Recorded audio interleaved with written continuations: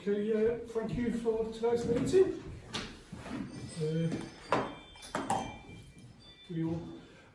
Everyone noticed we've got a member of the public who wish to speak, so Tim Pendergast, you have the floor. I'll give you 3 minutes and I'll open the questions to the councillors for you'll have one question each. We will not be making any decisions tonight on your situation. Not a problem. Okay, thank you. If I'm breaching the etiquette, I'm sorry, I've never done this before. And I'm filling in for Simon because his wife's been offset. As some of you may be aware, I'm one of the directors for Holme Tech just down the road. We're probably in the same boat as many public organisations as well as other charities and things in the area. Just to give you an idea, our entire bill for 2022 is going to work out around £6,700 for utilities, predicted to be going up to 15,988. I've actually got some figures here which I can pass down if you'd like to look. I only did 6 because I didn't know how many councils were. We have enough funds to keep us going until the end of January 2023. This doesn't include the restricted funds that have already been given to us for the kitchen upgrade and for the bathroom, which is now complete. We've also managed to raise £6,264. We're on a fixed rate tariff for gas and electric for the next 12 months, so we can predict what the price is going to be. We've also applied for grants to insulate the building from quite a few green initiatives. We've applied for grants to replace the glass because at the moment we have single glazing, which is not really keeping the building warm. Hello there. Yeah, sorry. We've investigated ground source heat pumps because that is the push from local and national government. We're also looking at investing in solar panels. Unfortunately, our roof is particularly old and fragile, and it wouldn't mean major significant changes to the structure. We do have a long-term and a short-term mothballing plan, and the board are meeting regularly to discuss the latest financial projections that we have. The increase to income that we've started through renting parking spaces annually is helping a little, and we're also limited, unfortunately, by our tenancy agreement as a I need to get the term right. As a charitable organisation, not such a charity, we're only allowed to rent out 25% of our space to ongoing business. The rest of it we have to raise through charitable donations, etc. due to corporation tax rules. We've cut all costs where possible, and we're trying to save money to get through this quarter. If we can get through this quarter, the kitchen should be completed, and then we'll be able to expand the services that we're offering to help the community. Ideally, we'd like to apply for £5,000 to bridge the gap to get us into the first quarter, and then we can forge ahead with the kitchen upgrade and get more people through the door to hopefully boost income through the next year. And obviously, you'll all be aware that we'll be doing quite a lot of work with some of the GP surgeries and other mental health charities in the area. Does anyone have any questions? Right, what I'll do is I'll start from the part, we'll go on this table, if anybody else has a question, then everybody else will question on there, and we know we can keep on top of this. I don't think I have, thank you. Paul? No, I think it's very clear now. Thank you. Yeah, I've got a bit of a quick question. So there was a crowdfunder campaign, wasn't there, to try and raise There is a Just Giving page that has been raised. And in the Just Giving page, I think it said that we needed 40,000 to keep the tech open. We need £40,000 for ongoing works and to do with heating it. However, a very generous beneficiary from the local valleys has paid off quite a substantial amount to replace the boiler, which is completely gone. So that's reduced the amount that we need, but you cannot change something mid. Right. So I thought maybe it was just the way it was worded. It made it look like you needed 40,000 to keep the tech open. Something to me, no. Yeah, 45,000 you need to help keep the tech. So if you're saying that you need £45,000 because of the gas and electric bills, that it says on here, and then the differences on here are about 9,000, and then there's an additional probably about another 9,000 you need for February and March as well. It's a bit misleading what's being done, but so you do need significantly less than what you were actually asking for. All this other stuff is to do with the solar panels and other things. The long-term expenditure. The long-term bills for solar panels will apply through green initiatives. Our boiler complete went kaput, which is why we needed more money to go to Heat Home First Tech. We got, as I said, a very generous donation from a local businessman in Comfort. However, I'm just giving, you can't stop something or reduce it or make change to it mid-profile. However, when it gets to March, that will shut down, and if we haven't obviously reached the target, we'll just take the amount that's been donated. Okay, so the situation. So can we just keep it to one question, please? Yeah. No, I've got nothing to ask. Rachel? No. Who's next to you? Is it Kath? No. Trevor? No. Charles? Yeah, just picking up from Tom, I'd had that same impression as well, Tom, from what I'd seen. It was because I just thought, wow, the bills must have gone crazy. So I did. We were up. So I'd like to finish the discussion. So I called in to see Simon last week after a meeting we had at Civic, just so I could get a clear handle on it. And the explanation was what we've been given there. There's a case of it's either a bit of help to trade through or mothballing rather than closure. That initial shout out was, I think, a little bit Overzealous on behalf of that chair, possibly. Yeah, and I did also. I hope I'm not speaking out of turn, because I think Simon said he was going to say, but in an attempt to cut costs, Simon's job is going. So that will help bring those costs down a lot more. So yeah, I think it's been helpful to clarify, because one of my concerns was, I don't know if anybody had seen the email from Judith, from Councillor Roberts, but that was the concern I had initially, which was if it's such a gap that it can't be bridged, then actually it kind of starts a completely different discussion or a line of thought. Well, having had that clarified by Simon again tonight, Simon has tendered his resignation in a cost saving measure, which means that as the committee or the board of directors, we're going to have to take over a lot of it ourselves in our own time, and we won't be taking any money obviously away from the business for that. Okay, thank you. James? Donald? Next question. Well, if people had listened to me right in the first place, we wouldn't be in this situation, would we? Because the Technical Institute technically belongs to the people who Councillor Firth, we're asking a question to Tim, not myself. Technically belongs to, sorry, who I'm speaking to, you or him? No, do you want to ask a question? Technically belongs to the people who own Firth. And it could have been bought for £1. It was sold by Kirklees Council to the technical college down there for £1. When they decided to put a price on it, they knew very well what they were doing. It still belongs to the people who own Firth, and there should no money of exchange hands other than £1. It's as simple as that. And they also knew, because my colleague Ken Sims had looked into the job, it was... Councillor Firth, the gentleman's come here to explain the situation. He doesn't need to know what the past history of how the building was obtained. I'm just trying to clarify things. If you don't want me to clarify things, then I should do. The problem is, Simple as that. if you would like to ask this gentleman a question about what he said tonight, not about his past history. I'm trying to tell him what the problem is, and nobody would listen. And now that in this situation, which they should never have been in anyway in the first place, it's as simple as that. Anyway, I rest my case. The building is owned in trust by ourselves. It won't be used for any other purposes apart from community building. We want to be able to support people, that's why we do a lot of courses and learning. We don't want it to be sold off to developers and turned into houses, because there is a covenant on the building to keep it as a home for a technical institute. Okay, thank you. Chris?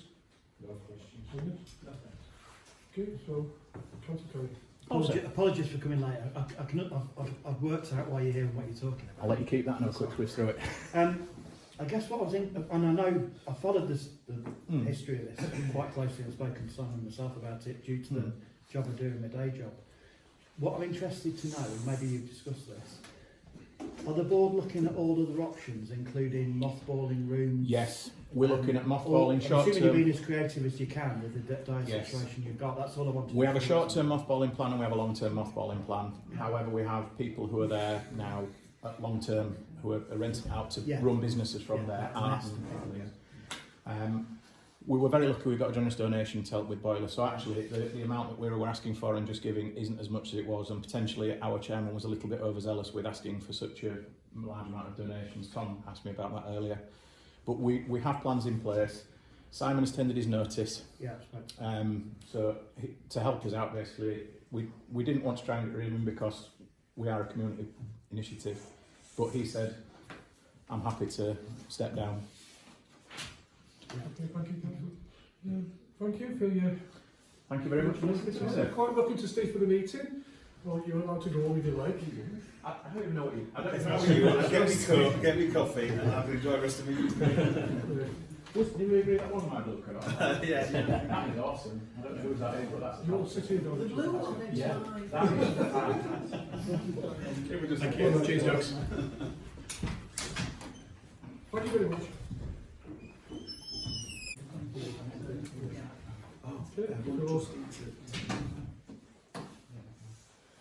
Thank you, Tony, for joining us. Just to quickly introduce yourself and why would like to apply for the position of a councillor. And then once again, I'll ask the councillors to ask one question each, if you would like. And then we'll ask you to just step to one side when we make a decision, and then we'll to ask you to come back in and we'll tell you the decision. Okay, go ahead. So you've got 3 minutes, Tony, then I shall stand up. whatever way you feel comfortable. I'll stand up, that's how it's protocol, I suppose. Thanks for having me. I don't know if you know, but I, like Charles and his colleague Paul, I'm a ward councillor for Holme Valley North. So I'm covering Meltham, Holme, Brockholes, and other sort of hamlets like Wilshaw and Helm. So my job as part of the council is to try and improve the areas that the residents live in, and by being part of this level, if you like, of the political scale, I think I would be able to bridge the gap that there is between, such as there are other councillors as I've seen here, bridge that gap and make sure that we're both in line, or at least, when I stand up in full council, I understand what more localised council are thinking. I work in the Holme Valley, so I work at Hagwood, just down the road, for a company called ACU. So I feel like I work with many residents. I do live just outside of the of Holme Valley. I mean, geographically, I live in Berrybrow on the River Holme, but I do not live in Holme Valley. So I'd love to be part of it, and I think it would help me achieve the goals I want to try and help people in need, and also people who struggle with either planning or other such things. And I think this would be a great platform to be at. And I think I would be able to benefit from you, and also be a benefit for this area. Thank you. Pat, would you like to? I need time to think. Okay. Just obviously, as you said, there's 2 of us already. Well, 3 of us, sorry. Yeah, That's sorry, 3 yeah. of us. I would forget Donald. I didn't name names, so it depends. I know, there's 3 of us. Just a comment, because I think what you explained makes absolute sense. Just a comment is sometimes it is a challenge to be able to be involved as much in the parish as you want to because of council responsibilities. So I think that's just something to be aware of. I'm sure I can see Charles nodding his head now. It does. Yeah, it's a challenge. So, yeah, I think that's something to be aware of as well. And so sometimes there's a frustration that you can't give as much as you'd like to do on the parish then. Yeah. Tom? No question. Sarah? Are you an independent or? I'm Conservative. I'm a Conservative ward councillor. Thank you. Sean? No, nothing to ask. There you go. No, Kath? No comment. No comment. Well, I was drilling you. Trevor?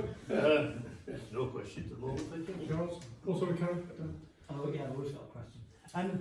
One of the things that I think must be interesting, and I say this as an ex-council officer as well, but sometimes we're in conflict with Kirklees Council, and there's been a huge amount of frustration, as you're probably aware, over Holme that's on the agenda again tonight. There's been delays, and often we've had to instruct or ask the clerks to basically write challenging letters to the authority about the way it's performed. And I guess in some, so you then find yourself in a bit of a difficult position, don't you? Because you're sort of involved with two organisations. I know you don't run Kirklees Council, but just how would you manage that conflict? I suppose? I would say it's lesser because the party I represent and the party that I say party, it's not called a party, it's a group at that level, but the group I represent isn't in power of the so it'd be more difficult if we were, and I'm sure you'd agree that being on the cabinet of one and then coming and finding that I think the conflict would be greater if we were, but I think it's my role as part of the opposition and as it is for Charles, and obviously Paul isn't on this one, he's on the Meltham Town Council. I think it's probably easier for us because it is our job to scrutinise, if you will, the roles of that, but I think it'd be a lot more difficult in a role where it was my cabinet and I was in office, then I'd be feeling more like you were asking me directly, what am I doing? Whereas it's kind of our role as well as the role of my group and Charles, the Holme Valley Independents, to actually scrutinise anyway. So I don't think it's quite as much of a conflict as if I was involved in that sense. Thank you. Charles? Yeah, just a couple of observations. You're right, but the public don't necessarily see it that way. I think I would also say one of the big things you need to be aware of is it's a case of wearing different hats at different times, and just being clear on as and when you might be speaking as a Kirklees councillor in circumstances where you'd be a parish councillor, because there's different rules that work in terms of how you communicate. I think the other thing to just be aware of is we're all up for re-election in May anyway, and this co-option process can seem a bit peculiar, but it's as it's been for ever and a day, I think it is the frustration of it is this. It's the same frustration as you get at Kirklees, which is all the stuff that you'd like to do versus how much you can do. Well, absolutely, and I'd just like to say as well that I'm new so I was only voted in May, and I am still learning. I'm very much in a learning capacity, and I do believe it's helpful to be on as many panels, and I've learned a lot from Charles. He's very experienced in it, and I'm sure I'll learn from Donald and yourselves whilst being here. So I will be using this quite often to learn what I want to, because in the coming years I want to have learned enough to take it forward. James? Yeah, can you tell me how important you think it is for people to be represented by people who live in their ward? There's two ways of looking at it. I think you could say that yes, you absolutely should. You should always be represented by people who live there, because it affects the things they change and have influence on, affects them directly. However, I would argue, just like say the manager of a football club, yes, it'd be great if every manager was from Huddersfield and manages Huddersfield Town, but sometimes you can't get someone from Huddersfield to manage the club. So I feel that actually it's more about the best person for the job, or the person most willing. I used to run them. It's not very important, really. I think there is an importance to it, so I think that's why there isn't just one person running. I think there'll be a mix of people who both live here and don't. There'll be a mix of people who... I wasn't talking about specifics, I was talking about in general, in principle. I think there's a room for it. I think it plays a part, but I think other benefits can outweigh them. So I think yes, it's important in some ways, but in other ways you could have more effectiveness by someone who lives outside. It depends on the person rather than the... Thank you. Councillor Donaldson, I'm just reminded though, he does work in the area, so I'm aware of that at Harwood, I believe, for IQ. Yes, exactly. That's exactly so, Councillor First. Well, it's rather nice for somebody to come and ask us how we operate. I didn't think anybody cared how we operated in Parish Council, you know that. And I've got to say, it's good on you, lad, to come and ask. The only thing I'll say to you is this, Tony. They haven't provided a booklet yet on how to be a councillor. They throw you into the deep end and you just either sink or swim. That's how I found it. And it's good, but at the end of the day, you need a little bit of guidance, and you may be able to get a bit of guidance from people on this council, that's all. I know that's what you're asking. Yeah. If people don't want to tell you, they won't tell you, but I've got to say, it's nice to know somebody's interested in what we do, because I don't find too many people are. Anyway, it's good on you, lad. Thank you. Thank you, Councillor Firth. Good comments? Yes? No questions. Which committees would you be interested in being on? Where's your areas of expertise? Well, I think, correct me if I'm wrong, but I think a position has been vacated in a particular area by the person. I take it the reason you were looking for someone is because a previous member has left, am I correct? Or didn't turn up to enough meetings, shall we say? Yeah, for that war. Yeah, so as such, that would be where I would be looking at, obviously, naturally. And on committees, I always find whenever I've joined it, same with the council, I don't know what you're all looking for and where you want filling. If I feel that something's absolutely not where I understand, I would say that. But I'm open to anything, because whatever I've ever done outside my comfort zone, I've read up on it, I've learnt about it, and I would apply myself to that. But I don't know whether you have specific committees that you are looking to have more people on. Thank you. If you are successful, Councillor Craig has been, he was just a new member, he shadows some meetings as a member of the public, and so if you are successful, you're quite welcome to do that. Yeah. And make your own mind up if you would like to join the committee or not. Yeah, absolutely. So I would ask you just to step to one side while we have a quick discussion. And just let you know, it's cold out there, so if you can... we'll give you half an hour. Thank you. Okay, so do we have any comments?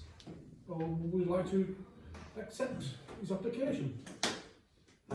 I have reservations about the amount of meetings that he would be able to attend, and within the 6-month period, I don't think.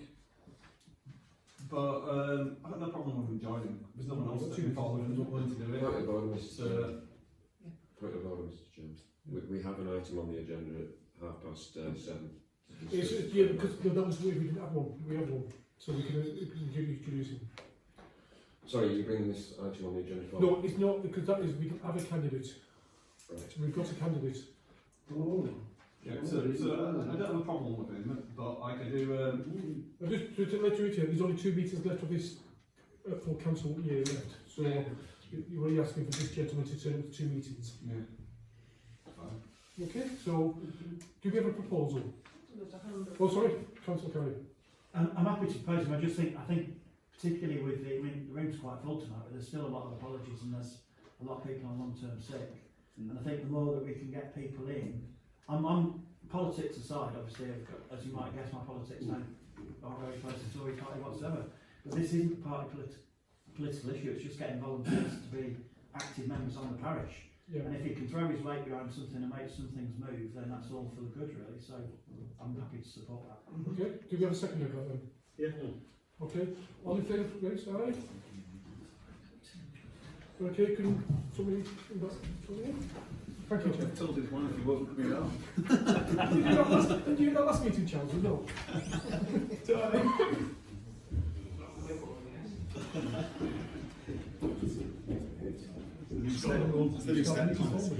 And he's got the one round of banding in. Your chair has vanished. Welcome, Councillor. Thank you. Just to be, what we'll do, we'll start the meeting and we'll get everybody to introduce themselves and which ward they stand for.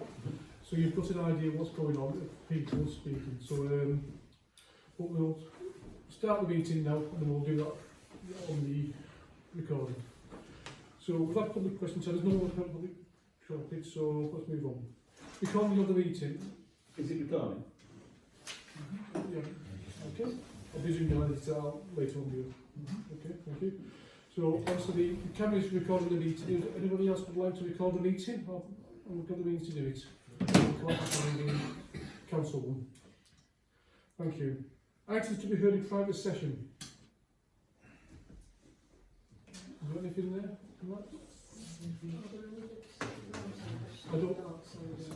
I think we're quite happy with that. So, apologies and reasons for absence. So these have been emailed out in including requests for dispensations. So, would anybody like to comment on that, or are we happy with the...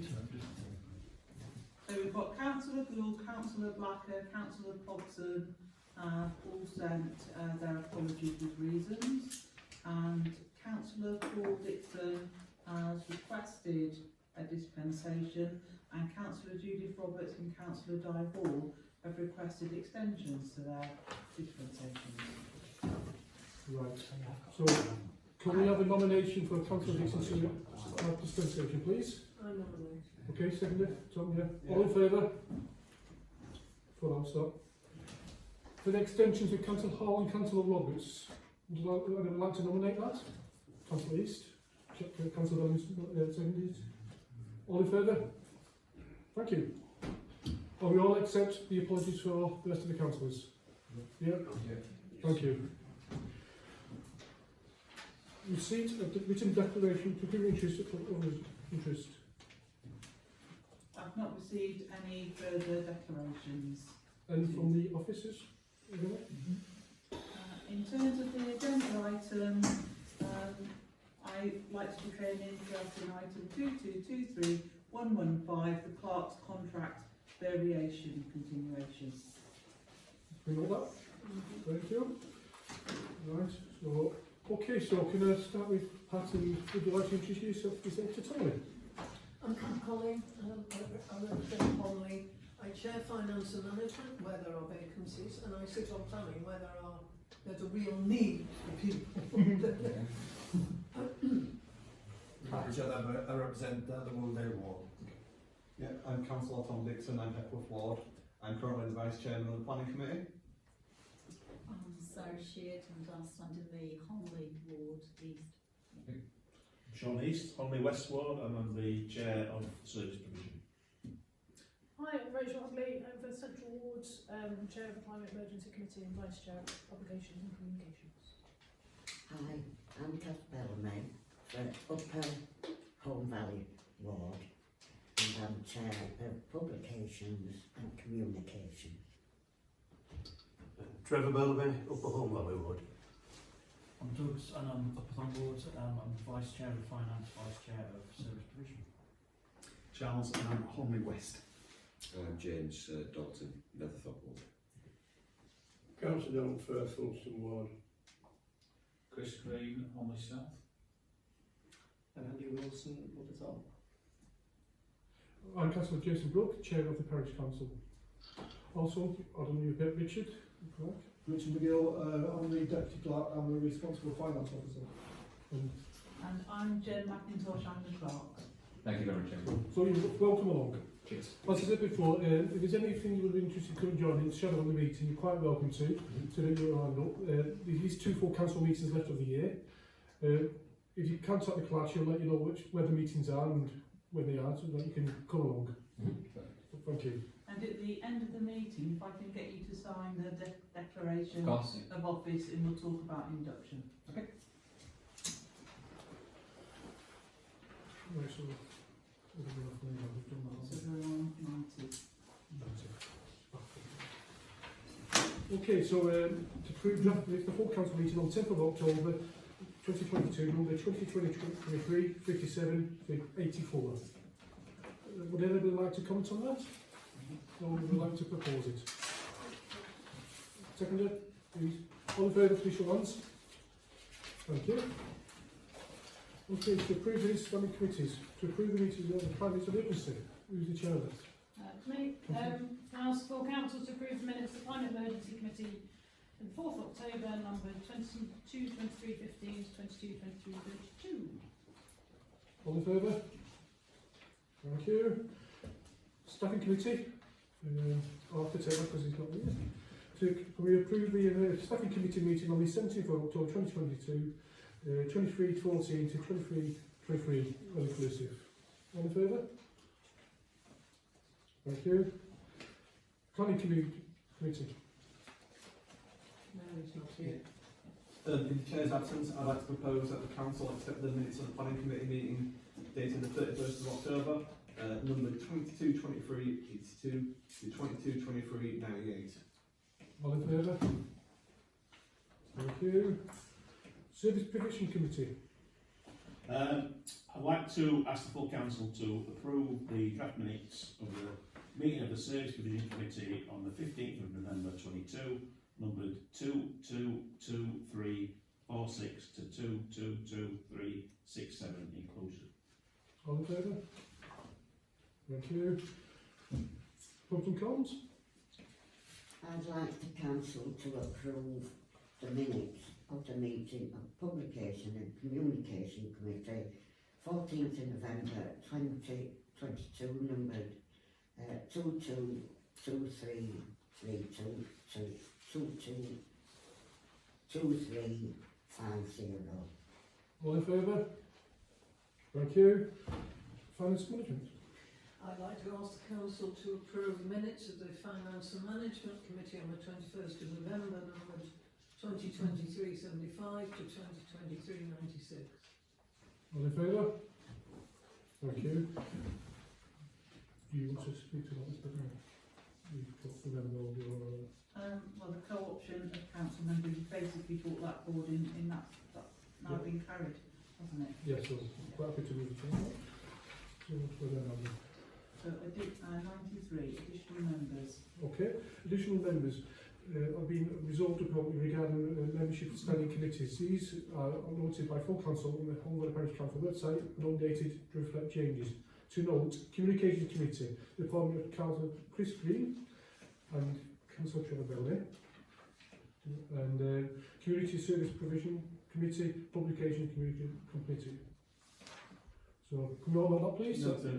Yeah, thank you.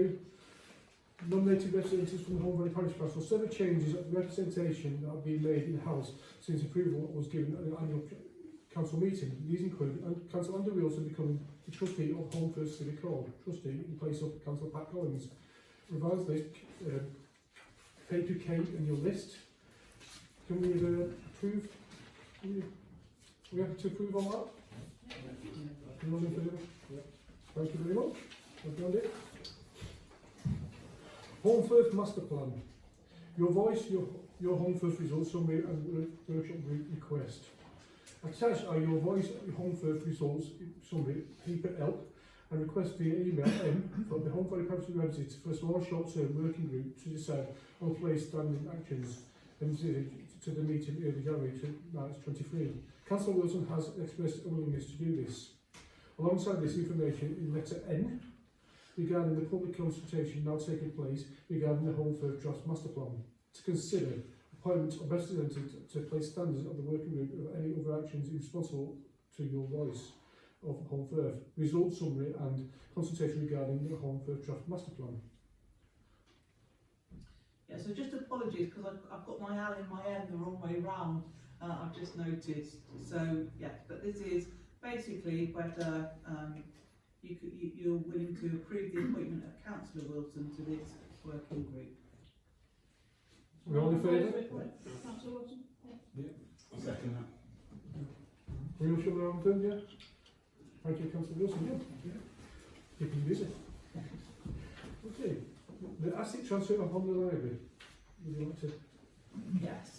So, the authorised signatories for Holme Valley Parish Council had signed and sealed all documents relating to the asset transfer on the 10th of October at the last meeting. As of the 6th of December, the solicitors representing Holme Valley Parish Council were still awaiting signing to take place on the Kirklees side. This has been chased regularly since the 10th of October by both Friends of Holme Library and Holme Valley Parish Council staff. The acting asset security manager for Kirklees is aware of the situation. He believes that the signing and therefore the asset transfer should be completed on the 16th of December. However, I can now report on further contact last week and today. There is a further form that Kirklees Council wish Holme Valley Parish Council to sign, a small amount of financial assistance form. The Parish Council received this on the 6th of December. We've been in contact with our solicitors seeking advice as to whether we can sign this document. Once signed, the asset transfer can complete. Thank you to Councillor Davies for chasing things up at the Kirkby's end for the Parish Council.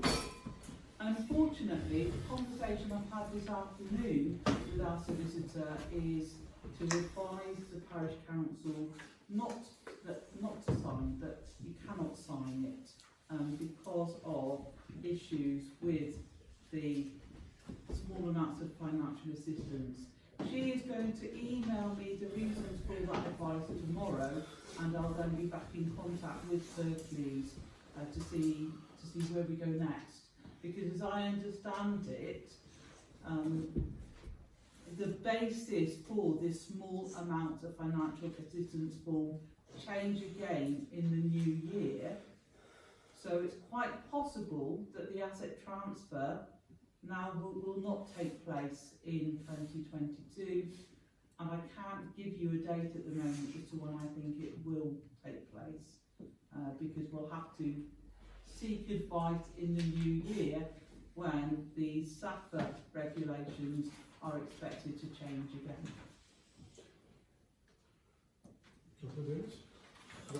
Could you just give some detail on what that form is? Is it a form for? It's a small amount of financial assistance declaration.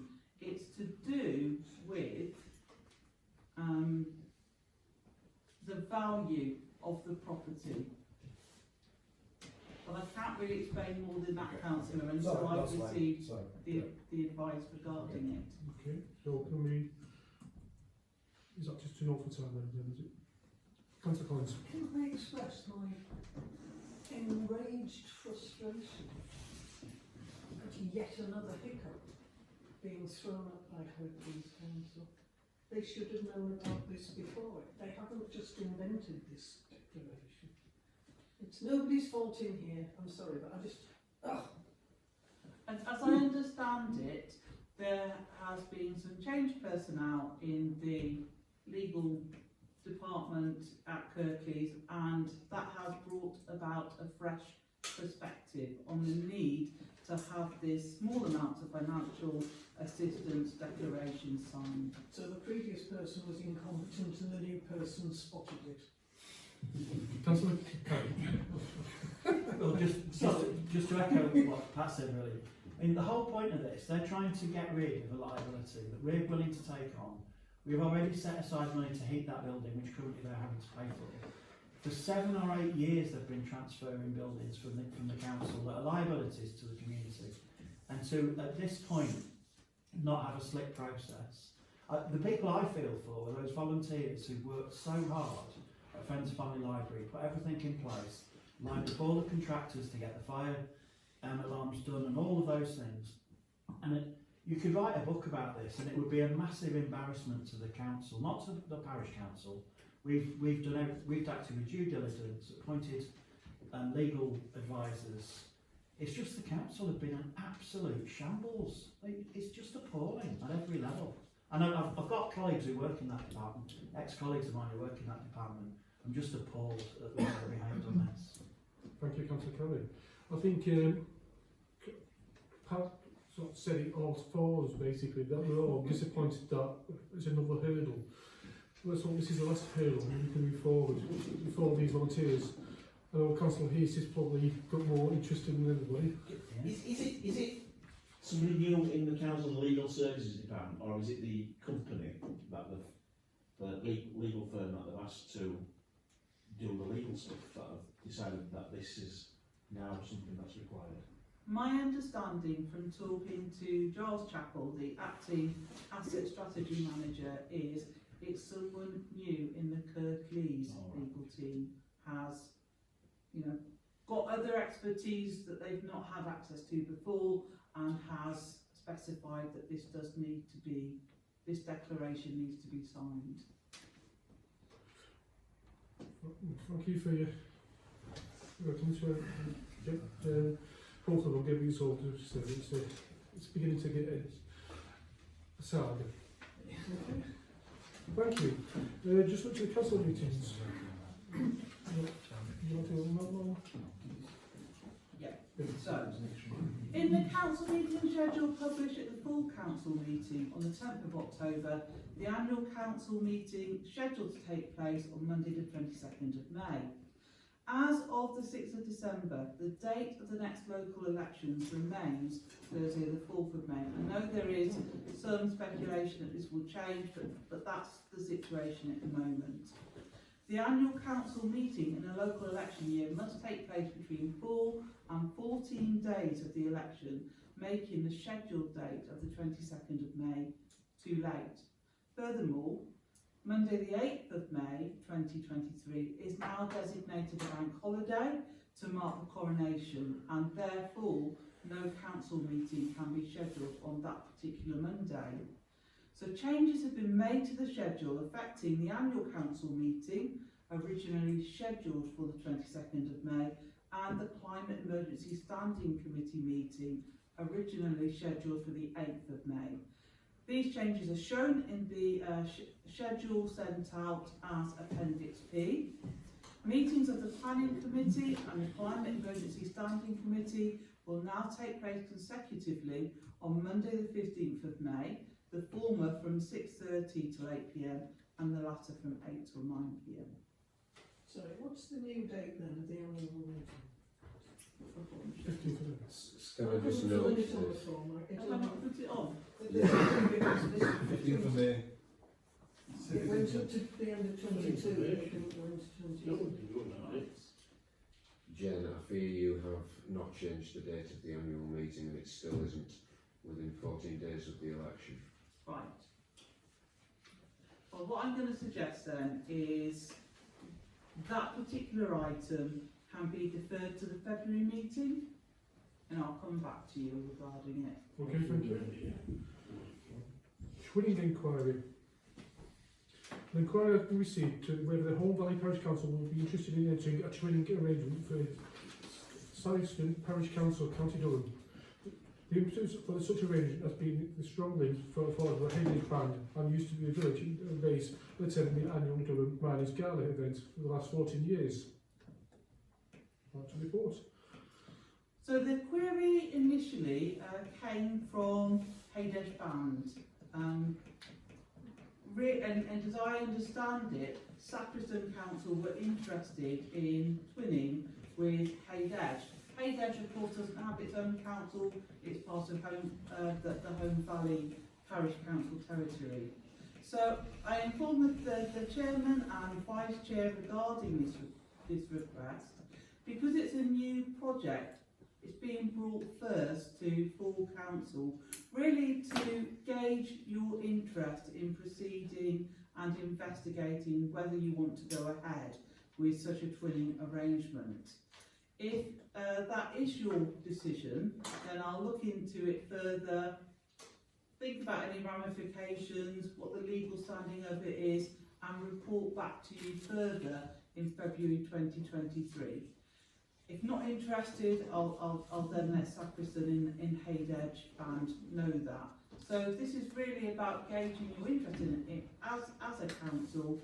Is this an arrangement you would like to explore further? Councillor Dalton, then Councillor Hockley. Yeah, can I just, has the inquiry come from the council in Sacriston?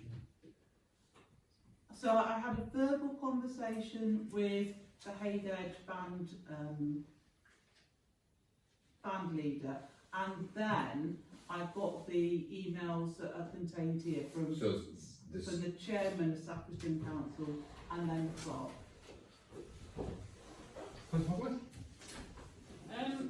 Yeah, the thing is, I mean, twinning is always something that I'm always a bit sceptical is anything more than just an excuse to go and visit other places. It's nice, I mean, it's nice to build relationships with other places, but I struggle to see the specific benefits, if you like. I think there is an opportunity though, clearly the relationship is with Heritage rather than the Holme Valley in its entirety, so it depends how formal they want twinning to be. So to my mind it wouldn't need to be Sacriston Parish Council twinning with Holme Valley Parish Council, it could be Sacriston Parish Council twinning with Heritage as a village. I mean, they have a Haydench community group, which its name escapes me, but I know that they produce their regular booklet, they organise fundraising events, Haydench Gala, it's, you know, it's got an active community hub, if you like, from that point of view, and it feels like it would be, you know, it'd be lovely in terms of relationship between the two settlements, but I must admit, looking through all the pictures, I mean, it looks like a lovely, you know, lovely place. They're obviously doing lots of great things, but it's not, I struggle to see the value of this specifically. Can I just call a halt to the meeting for 5 minutes, please? I need to go to the toilet. Is there any twinning currently going on within? So give yourself a 5 minute break and Have we got any? Can I just respond to that query? Yeah, sorry, I was just asking, are we twinned with any? Chairman, just- Sorry, yeah. Chairman, just- It was an informal question anyway, sorry, I was just asking the question. Yep. Are there any twins going on currently? For a lot of years, this council would twin with the town of France. That's like, that's where. And then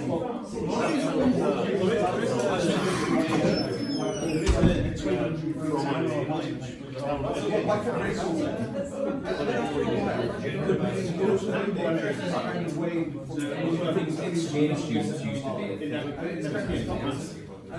When you go into Holme, it's somewhere My view is very simple. It's what's best for the area. I work alongside Charles and Paul. It's a nice place, might be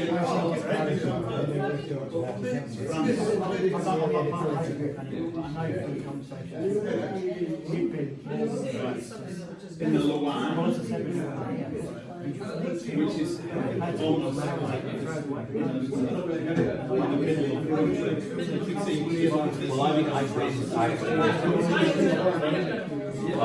for here anyway, in terms of Kirkby, so it'd be stupid not to join. I'll do that. But yeah, my view is very simple. I am a conservative in my view, best alignment. I ran a conservative in Netherton for like 7 years, and then started like a community. Never had no community, those problems, and I created. So I started the beer festival on fire, created a community that we didn't have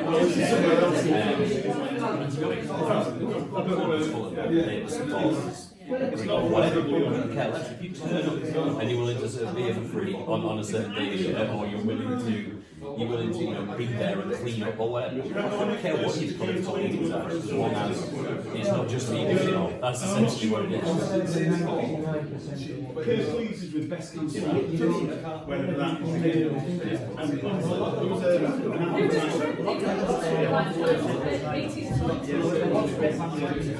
personally, I'm going to be talking legal. For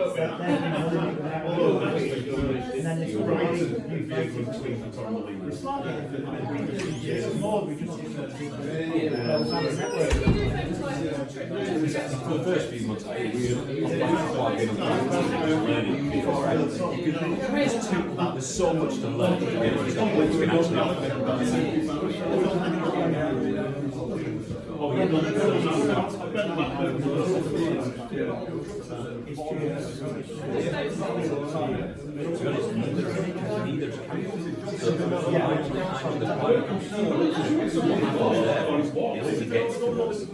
absolutely like 50 as to why it should be, or it's an office.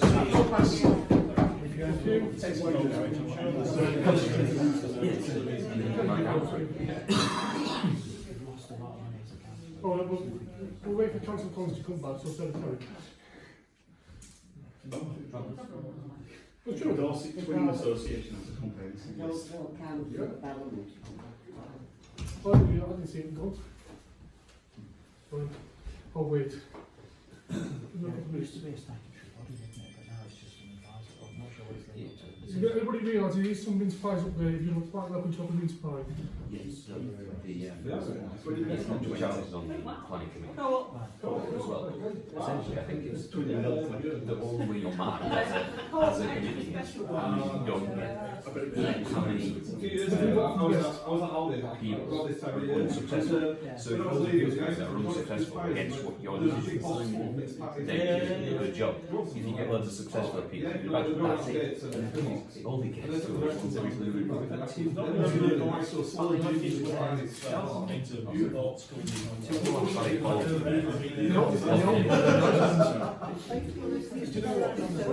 Yeah, we do occasionally do that. We went to,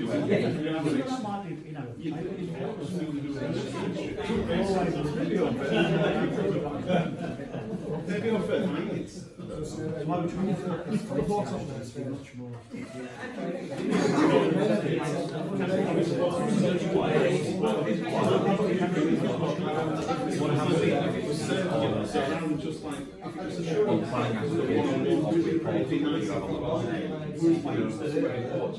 Parish council has, like for example, the screw fixing there was a parish council contribution that has its own sort of by a section that says parish council says however they would like to see more noise reduction on the fencing and then that was then followed as part of the planning and they did actually make so they put that meshing up on the fencing and stuff. So it does seem to get through the parish. Improvements. Exactly.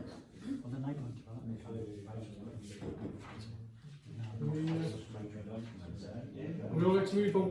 We're still waiting for Councillor Dunn, but I think we need to move on to time wise now. So, Councillor Candy, so I think was you going to ask a question? Just right to. Oh, it was an informal one. I just wondered if you were currently twinned with anyone. And the answer seems to be, we used to be a long, long time ago, we are no longer.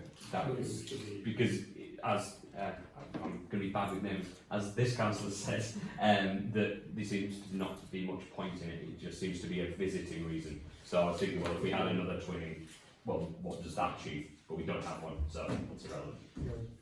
The only comment I would like to make on it, myself personally, is I think it's not for this council, I think it should be for the next council to make that decision, considering that we're so close to the end of this council. So I just wonder, should we just put it to the new council when they come on, if they would like to do it? Councillor Dixon and Councillor Kelly. My thoughts are, I don't really understand the merits of what we get out of doing the twinning, but at the same time these people are putting their hand across and saying, well, what's the difference if you twin with you? It's quite a nice thing to do that, yeah. But I just don't know if it's, I don't think it's kind of like our policy to twin with other councils. So maybe we could say that to them if we choose not to do it, and recommend that they try and get some good relationships through Edge with their village trust or whatever they have. Okay, Councillor Kelly? I guess the history to this, and it's sort of buried in the detail here, but a lot of the old mining villages in the northeast don't have their own bands anymore, so other bands go and basically they play in that village and then they go on a miners' march. And it's great that they do that, but as Councillor Ogley said, I just wonder if there's another way around it.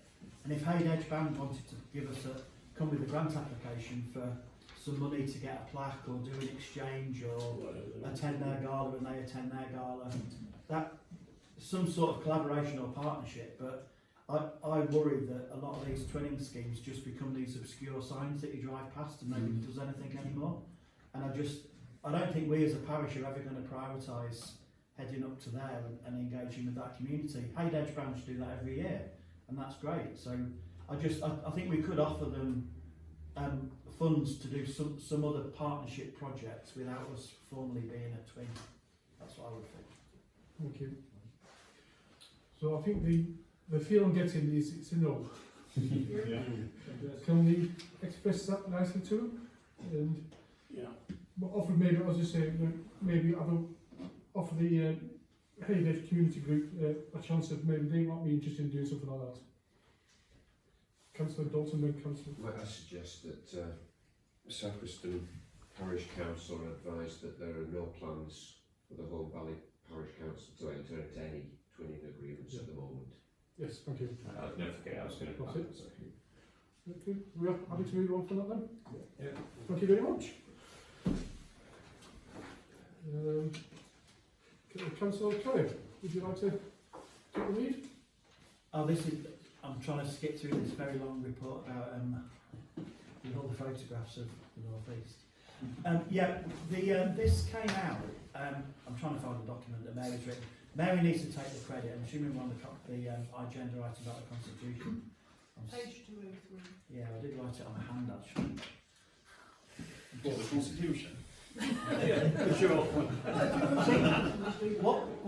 There was a bit of a conversation, trying to think when this first started, about why isn't there a constitution? I guess some of us thought there was. What we have got are all sorts of rules and regulations that direct what we do. But when you look at the website and other things, you don't find anything that's a really simple guide of something that looks like a constitution that outlays our powers. So me and Mary offered to look at this, and to be fair to Mary who's not here, she did all the looking into this really, and just put this report together. And what she found was all the different parish councils approach this very differently.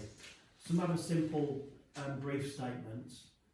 Some actually have written constitutions and adopted like governing documents, if you like. And others have almost a page or a part of the website that directs you to all the other things that direct what we do, because we're partly controlled by national statute, but then some parishes have got their own policies and procedures, or and so they've all approached this very differently. So what Mary thought was there's basically 4 key options that we could consider. I probably should, for the people who haven't seen the report, we have got, which I think was a really important piece of work. We did that work on the strategic priorities, and so we are fairly clear actually about what our purpose is, because we have these strategic priorities, and that really should be more at the forefront of how we explain what we do. And there are some things that Mary's pulled out of other parts of the website and the community engagement strategy where we've outlined things. So we thought in some ways it is covered, it just takes a lot of digging around. So there's a number of options. One, we just do nothing and leave it as it is. Secondly, we had a brief statement to the website stating that the Constitution is made up of various documents and it just points to where those are. Or we make it simpler by creating a new short document that will be on the website. So this isn't really a policy change or something that would have to be agreed. It's just a statement about what is the council. So we basically elaborate on that. And the fourth option is to actually draft a completely new comprehensive constitution, which would have to be agreed at an annual council. So our recommendation is that we go with 3 because it's the quickest and it's not changing anything. It's just literally a communications exercise that we basically create.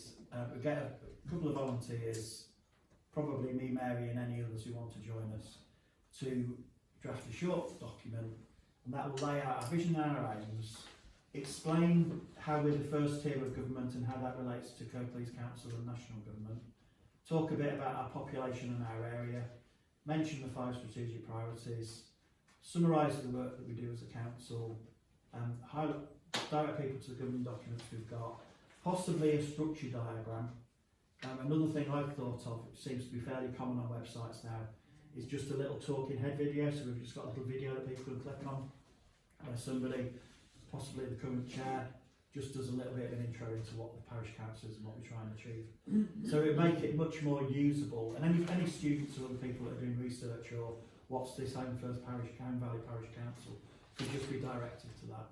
So we thought that was our recommendation to go forward with basically a new document around what is the council.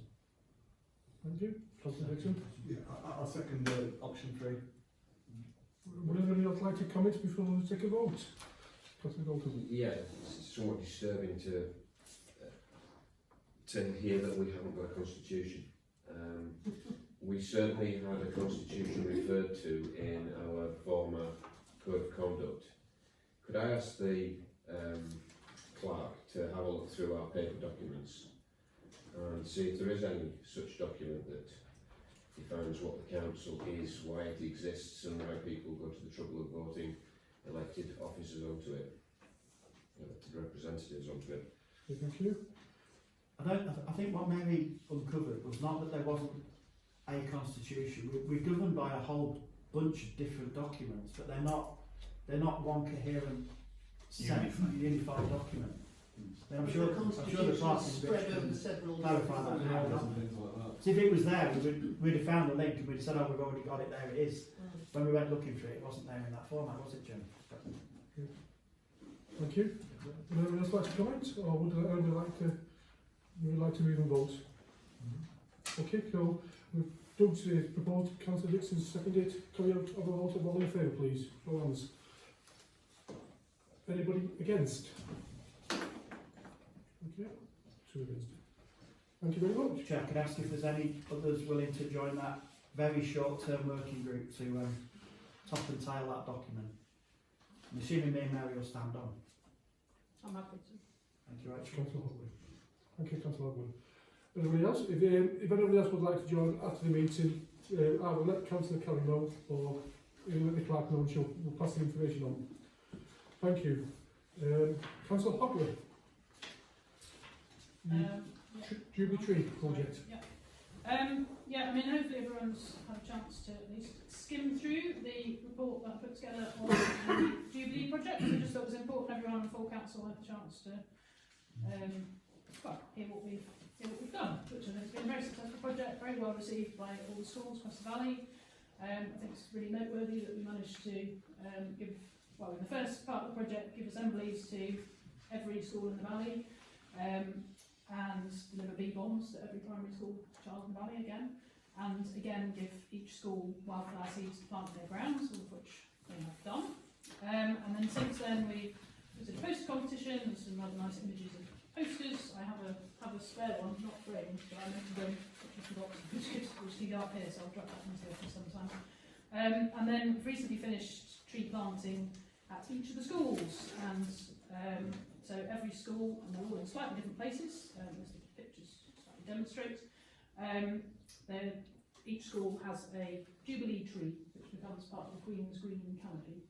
And I'm still putting a little bit more information on Facebook as I get final pictures through from the schools. But I think I just wanted to just share these pictures, make sure everyone on the full council is aware of what we've done, and just say thank you to the full council for enabling this project to happen, because I think it's done a lot of good for obviously an environmental side, also on celebrating and marking Queen's Jubilee and increasing visibility of Parish Council across the schools. And I think we've built a good relationship with those schools as well, which hopefully we can build on in the future.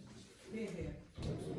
Can I also thank you, Councillor Hogley and Councillor Mary, for the work they're putting to do this tree planting. I think it's and Councillor Shear as well. And Councillor Shear too. And Councillor and the other councillors. I think you well deserve a pat on the back there, because you've represented the council very well and put us all in good light. So thank you very much. Chair's report. There's only 2 things I've done since the last meeting. The first one, Councillor Blacker, myself, went to Hayden School for the competition, for the Christmas card competition. I think everybody's had it now. Some might have seen the cards already.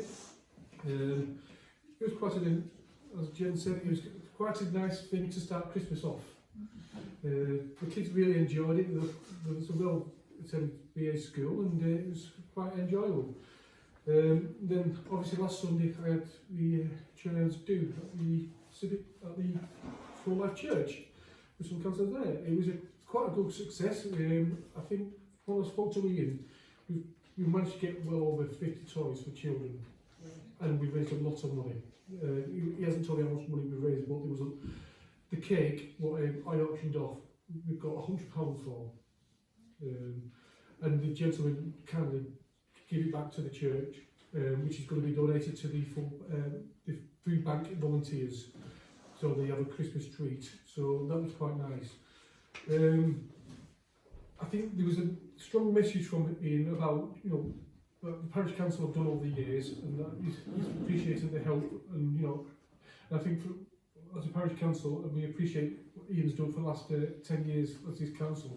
He's for the people who don't realise that Ian's been our Reverend Minister all in one. He's done everything for us, as he's stood up and helped us out a lot. So can we, as a council, I would like to thank Reverend Ian Gooch for his work on the council for the last 10 years. I think he's well deserved, and what he does for the full bank church and the food bank is unbelievable. He works 7 days a week, and you know, if you could nominate him for an item, I would do, but we can't. But he's an amazing man, and I thank you for the council turn last week. It was nice to see it, the youngest new member of the council, Councillor Dixon. Yes. To be. It was nice to see the children there. It made a big difference with children being there. It was just something different. It was a nice full house, and thank you for Councillor Hogley for the reading. So thank you very much, and that's it. Would anyone like to comment on that? Were there or we? Okay, thank you very much. Council budgets. Excuse me. I'll very briefly introduce the budget which is there for you all to look at. Essentially, we have managed to get next year's budget together without cutting major things and including an election, which is an expenditure. And we've managed to achieve this without increasing the precept. A few things have had to go, and some earmarked reserves have had to be used and stuff like that. But basically, we can next year do more or less what we've done this year without increasing the precept. However, I give you warning, it's extremely unlikely that we will be able to continue that in future years. But meanwhile, if you have detailed questions, I will back them immediately to Rich.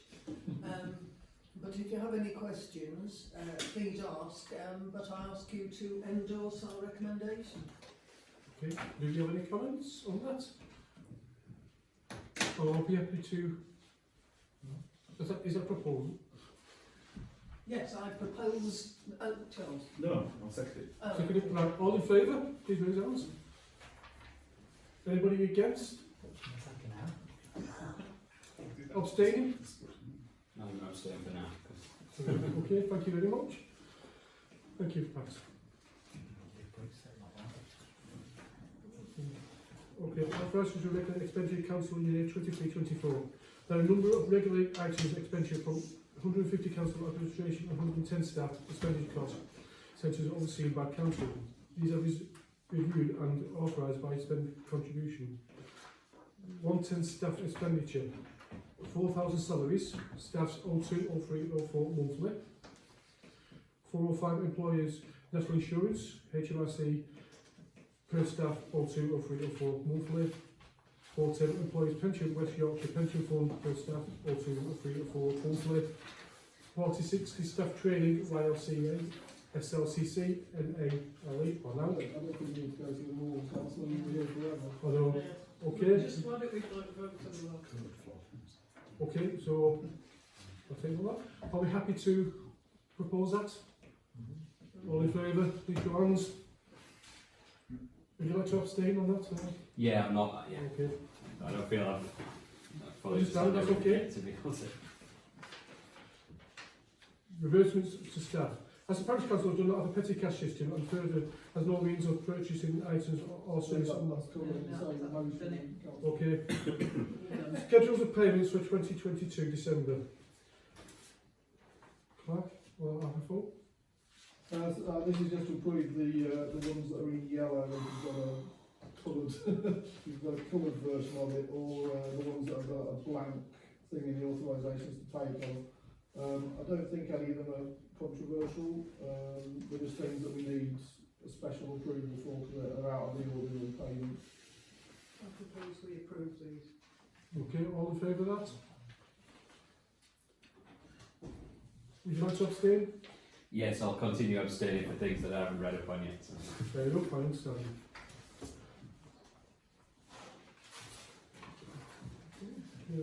Creation of reserves, presume, for Holme Market. 28, 29, 22, Finance Management Committee received representatives from the supporters of Holme Market to help with the funding of a new in-development market project. The committee resolved that it will be to offer support to the market at the outset it was unclear from where the funding might be sourced. There was no clear budget lines. Eventually it was proposed that the potential source of funding might come from the 4505 neighbourhood plan project line, overseen by the planning committee. The reasoning for this was one of the biggest targets of the Holme neighbourhood plan to promote place-making activities and market for Holmford was considered a key place-making aspect of the town. An earmark reserve will be created from a planned underspend of £3,000 on the 405 neighbourhood plan budget line. The planning committee have considered whether to allow the use of this budget to support the initiative and resolve on the 31st of October to recommend management to do so. So, the Finance Management Standing Committee is therefore asking the full council to consider creating an earmark reserve of £3,000 to the Holmford market to be funded from the overspend of 405 neighbourhood plan budget. Any comments? Can I just stress this is an earmark reserve, not an expenditure? Okay, Councillor Dalton and then Councillor Carrier. Yeah, who, when I say who, what are their names? Are the supporters of Holmfirth Market? Who are they? Home First Forward is one, I think. And secondary question, what experience they have in running them? This is an ongoing problem for Holmfirth, whose market provision has been an absolute disaster for, well, longer than I can remember. And we keep going round in circles, and there's an idea here, there and everywhere, and it's £3,000, so we don't know who, we don't know what experience they have to achieve what. So yeah, I'll obviously not be voting to earmark £3,000 if I can't have a simple question like who these people are. There's got to be people, individual people who are behind this. Have they got any plans? What are they going to do? How are they going to revitalise the market? We're talking about an indoor market, the indoor market, revitalising that, it's going to be demolished. Might be demolished. Are we talking about an outdoor market? In which case, what professional, we've been through this. Why aren't we talking to the professional market runners that run successful markets in other parts of Yorkshire? That's what we should be doing. Thank you, Councillor Dalton. Councillor Carrier, then Councillor Dixon. Oh, sorry, Councillor. I can give a bit of background which might answer some of those questions for other people as well. The history of this, it came when Kirklees Council decided to level the existing indoor market or the market building, they went out to the world and said who wants to run a market. As I understand it, only one organisation came forward, which is Holmfirth Forward, which are a local collaboration, I suppose, but they were registered. I think they were registered as a community interest company. So their ambition was to run the market. What seems, we have had some correspondence which I've seen, and members of the finance and management saw the communication from a senior officer in the council. One, it looks like that building's not going to come down in the immediate future. It's going to be up for another few months yet, into the middle of next year. So that market, which is clearly struggling, but there's still some traders do turn up there, that provision will continue. But when the work start on that site, the idea was to have an outdoor market run in the co-op car park actually. That's what Holmfirth Forward want to do. The problem they've got is they haven't got any funds to actually do anything at all. And there's a question mark. They're going to have to identify some space, they're going to have to secure market stores, they're going to have to have a communication strategy to promote the market. All of that stuff needs to be put in place, and none of it is as yet. So what this is basically to do is to create a pot of money that's there to help them do that if and when the time's needed. I think there is an honest question about the viability of an outdoor market in the current climate, whether it would work, who would come to it. But at the moment, what will happen as soon as the spade goes in the ground on the existing site, there's nowhere for any of the existing market traders to go.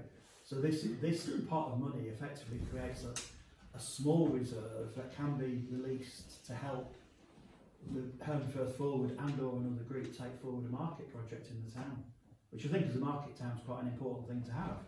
I think ultimately I'd like to think the market would move back to the new space, which is partly designed as a market space anyway. But obviously we're going to have a bit of a tricky few years, aren't we?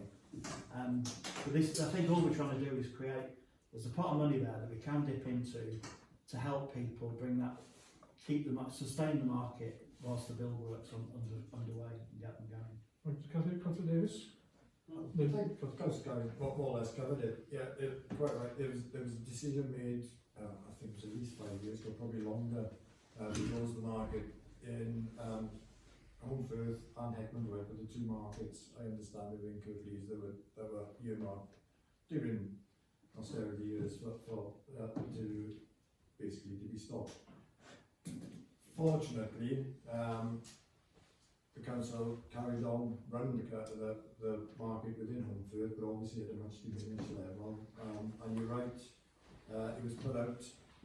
I'm trying to think now, time flies. It would probably be 18 months or something ago in terms of advertise for groups who were interested in running the market to come forward. There was a selection process, a full selection process that people went through, and in the end, Holmfirth Forward went through that selection process. In effect, the most significant, or not most significant, the private market companies were also asked, and nobody was interested because they didn't feel it was like generate enough profit from it. So yeah, you're right. The situation they're at now is they're finalising the details to ensure that they finalise the licence.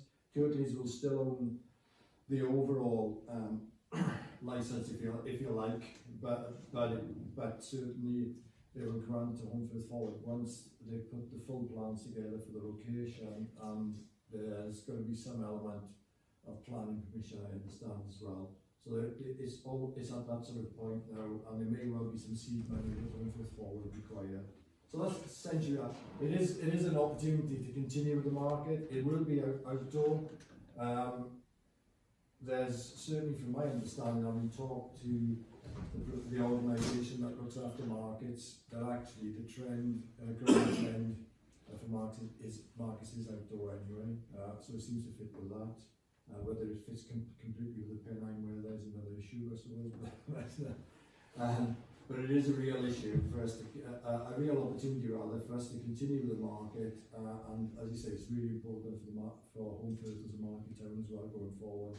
So that's the kind of background. So you're pretty accurate, I think, of where we are. Okay, thank you. Can I just F&M would be highly unlikely. I mean, we would expect to see a grant application with all the parameters that there are to normal grants. It's very unlikely that we would, we wouldn't release money without some sort of business plan, some sort of indication that this thing is going to take off. The fact that a bank account being opened, which it hasn't been yet, all sorts of things like that. I mean, we wouldn't dream of giving a grant to, we wouldn't give a grant like that to a group wanting to organise a tea party for the Jubilee. So, I'm not sure that we would, I don't know, it would go to the committee and then it would come to full council. I'm not sure that F&M would actually would provide seed funding. There would be too many unknowns. I think we've got to be very careful with how many unknowns there are. But so we wouldn't be rushing in to spend this money just because they want to get it going. Thank you. Councillor Firth? Yeah, well, markets are like any other business, They need people with skill and know what they're doing to run a market. It's not easy running a market, wherever you go. And I happened to be, 2 years ago, I was up in Keswick, and their market, it's one of those sort of markets, on a good day, you can spend all day just looking around the market, you don't have to buy anything, it's so interesting. And there are literally hundreds of people go there. So when this market business came up, I phoned the council up in Keswick to ask them what they did and how they said, we don't have anything to do with this market. There's a company who runs our market, runs about nearly 1,000 other markets in England and Wales and Scotland, and we can put you on to the guy and we'll see what he has to say. So the man's name was a fellow called James Amber, and he's Keswick had won the top market in the Lake District for the last 4 years, by the way. So I rang James and he said, the gentleman in question, I won't mention him, but he was the market man in Huddersfield. James knew him and he said, I'll ring him and we'll organise something. So he did. He then came back and said, I'm sorry, we can't do anything because it's Thursday today. The end of people putting in interest is Sunday. So I rang the market guy in Huddersfield and he said, I'll extend it to a week on Sunday, give him a chance to get the paperwork in. Well, he said he said he was sending the paperwork to James. James would go back to the following Thursday, no paperwork. I rang Huddersfield and said, we've sent the paperwork, end of story, he never got the paperwork, so it was too late to do anything. We don't know where the paperwork got. It's probably a bit like the Constitution here, it's got lost. But the thing is, it was all said in good faith. And if those people had been running the market, it'd probably been well on the way to being started. Because at the end of the day, markets are businesses, and you need people to run markets and know what they're doing. And if they don't know what they're doing, it can cost councils a lot of money. That's why councils give up running markets and allow these people to run them. Simple as that. Councillor Firth, good point. Councillor Hockley. Yeah, I just wanted to make sure that everyone was recognised that this isn't, just because Home Firth Forward has been identified as a licensee by Kirklees, this money isn't earmarked for Home Firth Forward, it's earmarked to support whoever the people are who actually potentially set up the market. So it's making sure that potentially we have the option to, pending grant applications and clarity of what's being proposed, and it might even be by a different licensee. But we, as a council, wrote to the markets team in Kirklees to express our frustration that it appeared that a licensee had been appointed, which then came to us saying they had no bank account and asking for money through F&M. So it was a case of us saying, actually, we've been assured along the way, or this was the understanding anyway from my experience in the parish council, that whilst the market building was being demolished, actually the principle of retaining the market in the town was something that Kirklees recognised we wanted to retain, and therefore this was a way of saying, well, actually, if it's a case that the only way we get a market is it doesn't matter who delivers the market, it's just the principle of saying, actually, we think having a market in Home Firth is important, and therefore setting aside a small sum of money means that then, if necessary, we could then make a decision to support said market provider, be it Home Firth Forward or somebody entirely different. It just gives us options in the future.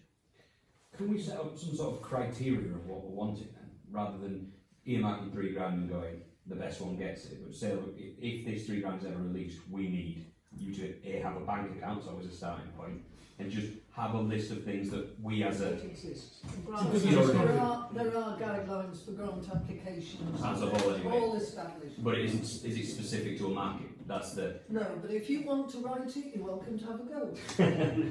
Yeah, maybe. Councillor Bellamy, then Councillor Davis, to finish off. Yes, thank you. A couple of weeks ago I attended a Home Firth Forward meeting. But 2¼ hours the meeting went on, and at no point was the market even brought up. It wasn't mentioned at all. Yes, thank you. Can I just clarify something, Mr. Chair? After Councillor Davis. Councillor Davis. Has a licence been granted to this organisation? Did you want to help, Councillor Davis? Yeah, sure. In terms of the licence, I probably didn't make it clear enough earlier on. That licence has not been fully granted yet because Home Firth Forward as an organisation, and Councillor Holme is right, you know, that at the moment they are the organisation that's in that discussion and have been given, went through that process, was selected, but the full licence hasn't been granted yet because Home Firth Forward will have to produce not just the business plan, which they've already done, but also to go reach agreement with the co-op, put through some planning applications as well for the site. They'll have to provide the logistics plan about where they will keep the various stalls and so forth and so on. So it's at the stage, and it's been at that stage for a number of months now, where that full licence will only be granted when that happens. So the council will not do that until those things are absolutely... Just to follow back on that then, so is that almost a deterrent to other people getting involved then? Or is it completely still open until the sign of approval? That selection process went there was a full selection process that went through. It was handled, went over quite a long period of time. So at that point, there is no other organisation at this So it's going to be Holme Forward. Unless, for whatever reason, Holme Forward withdrew. And then Can we, sorry, looking at the time now, and we need to look at the time now. We need to move on now. The motion is that we want to. Do we want to move the CVAC reserve for this project? It's not necessarily for the done, but we just need to have that money to one side for when it does go needed. That is there for the opportunity. So you've made a proposal. Do we have a second now? All in favour, please show hands. Anybody against? Abstaining? No. Come on, abstain. Okay, so thank you very much. Sorry for just cutting you all short then, but looking at the time now, we've got a lot to go through yet. Photocopying and printing costs have risen substantially during 2022, particularly associated with colour copying. To mitigate against this rising cost, agendas and papers for this meeting have been printed out and posted to councillors wherever possible will be copied in black and white from now on. Those councillors who choose to receive their papers in printed form are asked to review whether this is still their preference and inform the clerk deputy of any changes. In other words, if you receive your papers at the moment through the post, that's absolutely fine. You can just carry on with that situation. However, we're just encouraging people to review whether that is indeed still necessary. And it is literally because of the high cost of the colour printing that we've gone now to black and white wherever possible. I know that some meetings, such as the planning committee, sometimes they need colour copies, but that's what we are intending to do at the clerk's office in terms of trying and cut costs. That can also, are we all happy with that? Noted. Yeah. Thank you. Would you like to? This is correct to report. Finance. Okay, so item 2223107, recommendations regarding the future of the Climate Emergency Standing Committee and the Publications and Communications Committee. This is a proposal that evolved first from the Staffing Committee. It's tied up with a number of considerations. As you're aware, at the moment I've got a contract variation and I'm working 32 hours rather than 25. I want to go back to the 25 hours from the 1st of April if that's at all possible. So we've been looking at workload and responsibilities within the clerking team and also the viability and work of some of the committees.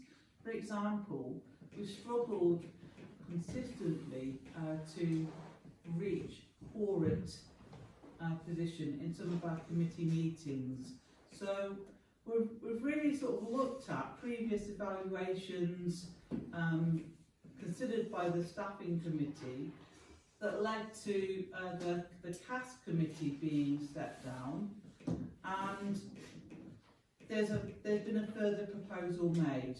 That originally went to the Climate Emergency Standing Committee for consideration. However, the vote there was split and could have only been carried on the casting vote of the chair of the Climate Emergency. This proposal to merge both the Climate Emergency Committee and the Publications and Communications Committee. And therefore it was changed and sort of went to F&M for further consideration, and that's where the motions contained in the agenda have come from in this instance. They've come from the Finance and Management Committee, but it's been by a fairly tortuous route, shall we say. I think it's fair to say that the people who were concerned about this merger were not concerned by the end of F&M, were you, Sarah? Not their names.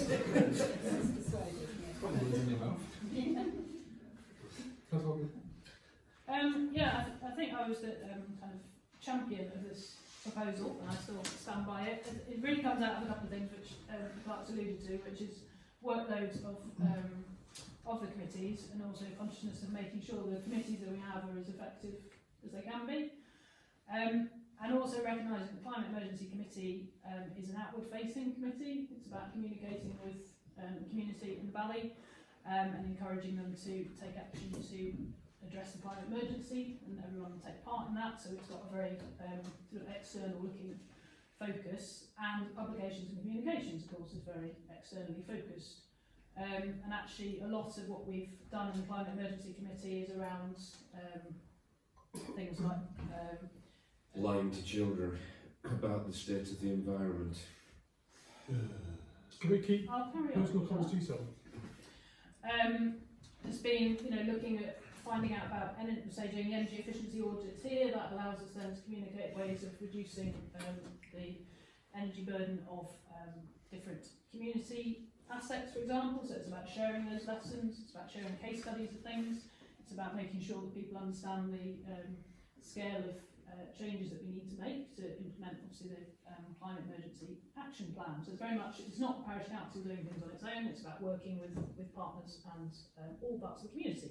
So it seemed like there was a good allegiance between those two committees. And I'm also conscious that the independent audit that was done of the council about 18 months ago, I forget when it was done, recommended that we had too many, or commented that we had too many committees.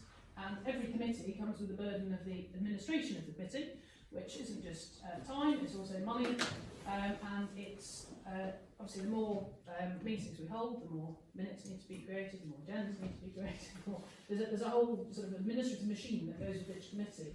So to my mind, we need to be very clear that each of those committees has a clear purpose and really gets the most out of it and doesn't disproportionately take up too much administrative time.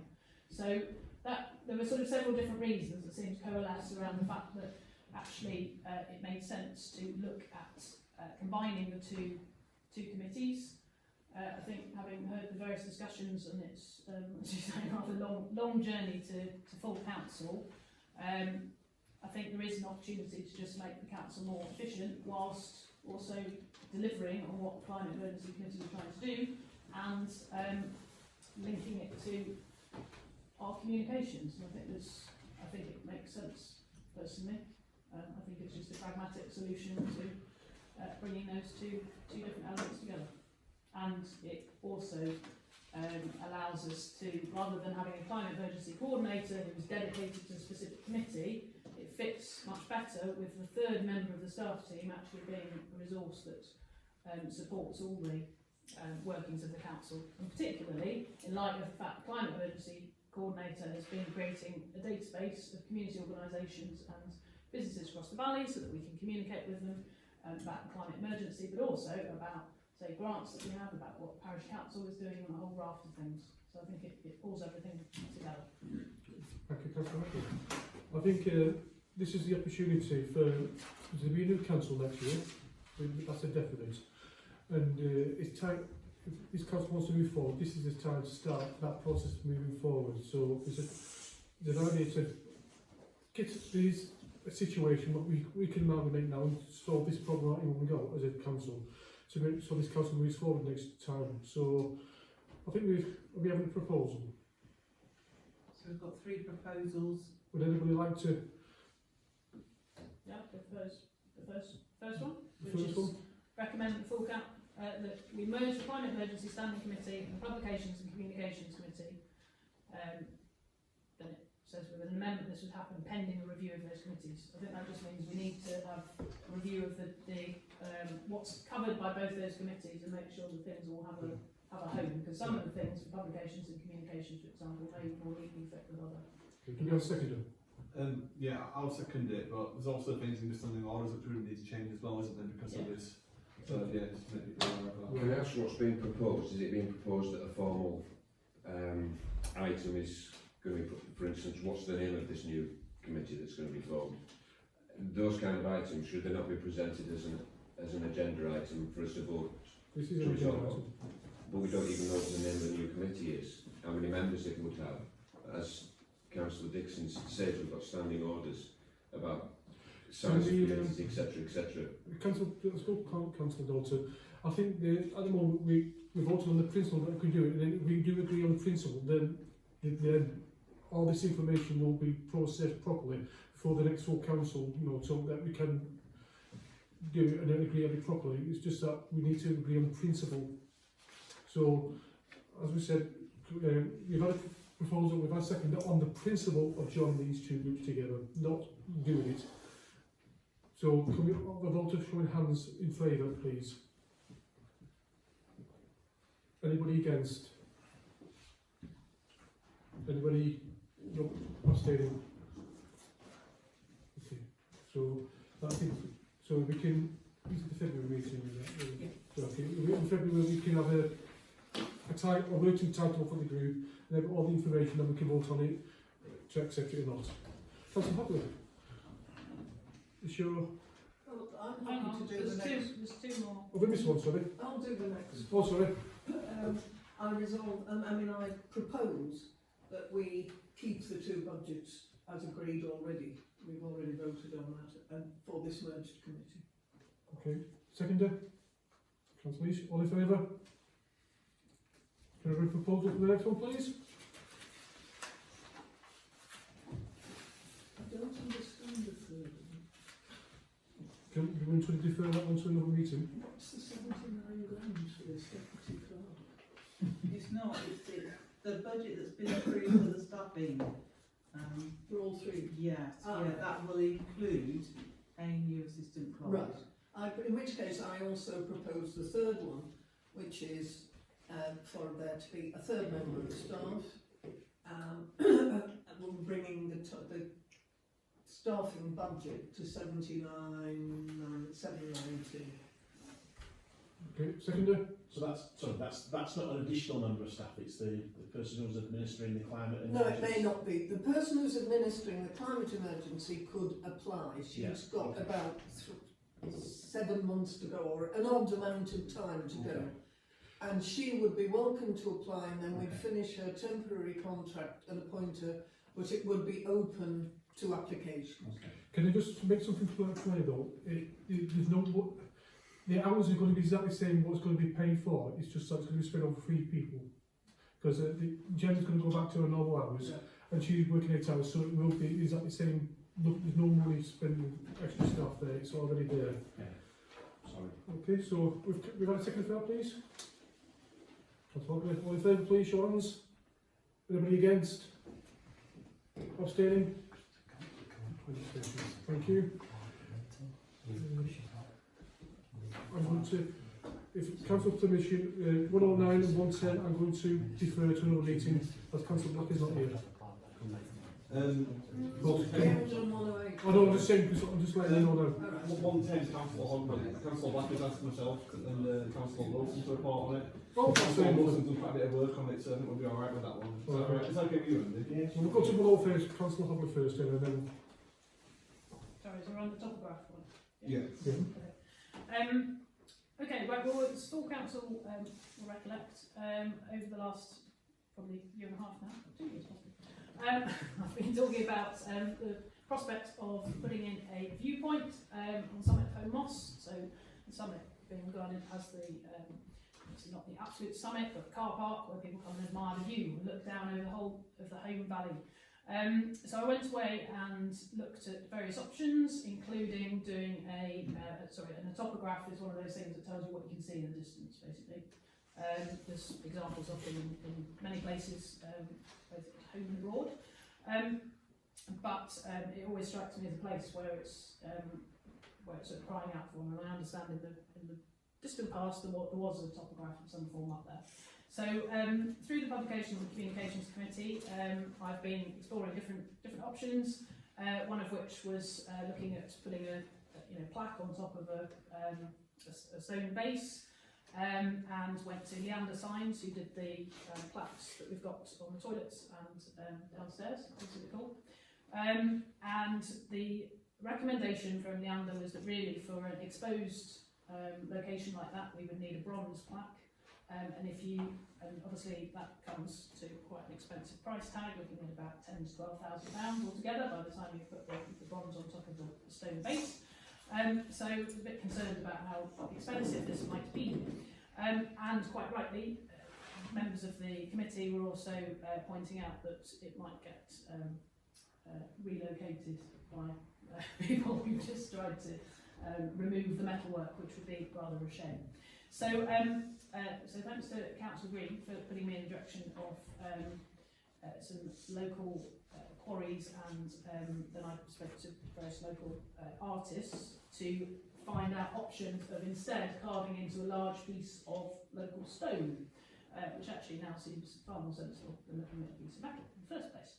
So I've been in contact with some local quarries just to get an idea of what the options are, and you can either have things effectively kind of laser cut or sort of laser blasted, or you can get it hand cut by a local stonemason, effectively. And I've spoken to one over the last week or so. And I've been looking at potentially having a block of stone at the bottom, and then a block of stone that goes on top, sourced from there's various quarries in Cartworth, and one quarry there is one that's worked with this particular artist. And the idea would be that you could then have well, basically a carved out image of what you could see. So you'd have things, for those of you who've been up there and admired the view, you can see everything from sort of Castle Hill to Emily Mast to the reservoirs. There's quite a lot to cover. And as time has gone on, and obviously the late or the Queen has passed, there is now this historic moment in our nation, which is King Charles being coronated, if that's the right word, in May, and it feels like actually this is an opportunity to have some to link the two in terms of obviously I set aside a bit of money from when I was chair, and then one of the options, which I'm not quite sure, I think we come to it later in the agenda, slightly confusingly, but seems to me there was some money left over from the Jubilee Wildflower and Tree project that I talked about before, which is about 3,000, which is suggested later potentially gets wired across to allow us to use it for this project. And similarly, we've set aside as publications and communications some money for marking the coronation, and what I'm proposing is that potentially £2,000 of that coronation or royal events budget, I think it's called, could also be added, which gives a budget of just over £6,000 with which to potentially deliver this stone topograph on top of Holme Moss, which, having liaised with the stonemason, looks as if it's possible for around about that price. Obviously, to some extent, you cut cloth to suit what's possible, but there's a number of steps to go through, because we need to get planning permission from the Peak Districts, but I've already spoken to them a year hence, so I need to go back and say, right, this is now what we're looking at, if full council is happy for us to proceed on that basis, and then start exploring the design and the size of stone, because again, the size of stone drives how big foundation you need and how expensive the stone is, clearly, and how big the carving is, and therefore the number of hours taken for the artist to work on it. So what I'm suggesting is that we could install that topograph, and actually again, publications and communications, we're talking about the fact that there will probably be some beacon lighting, as there has been in the past. No, not for the coronation. Okay, there won't be beacon lighting. No. Right, fair enough. Okay, we'll forget that then. I was going to say, but beacon lighting has happened. You know, Holme Moss is a very significant point in our valley, really. Both because you can see the whole Holme Valley from the top of it, but also it's very visible from lots of places. So it feels to me like a nice thing to do, and there's the opportunity with getting it carved as well to reflect both the view, but also the fact that it's marking King Charles's coronation. Thank you. Can we have some of the comments on that before we take a vote? The only concern I've got about I like the project completely, as I said before. The only thing I'm worried about is marking it as King Charles's thing. Most of the community will not be able to go up there and see it, and I think if we are going to do something for King Charles' coronation, I think it's got to be in the valley itself. That's my personal opinion on that. But I'm still happy to this project. I think it's a great idea, and I think, you know, if we can fund it, let's fund it. Better than we were expecting, and pubs and cons are expecting to get applications of grants for celebrations of the coronation. That's the next one. Well, so the proposal is that we, you want to propose, Rachel? Yeah, sorry, it's the word in here. Okay. So I suppose the proposal is that that full council supports the implementation of this project, with it ideally being complete for timing for the coronation. Whether it reflects coronation is another question. Yeah, to the tune of all those monies put together, which makes, what was it, £6,259 from what I can see. Is that correct, Rich? Mm-hmm. Yeah. Do we have a second for that? Okay, all in favour, please show hands. Anybody against? Okay, thank you.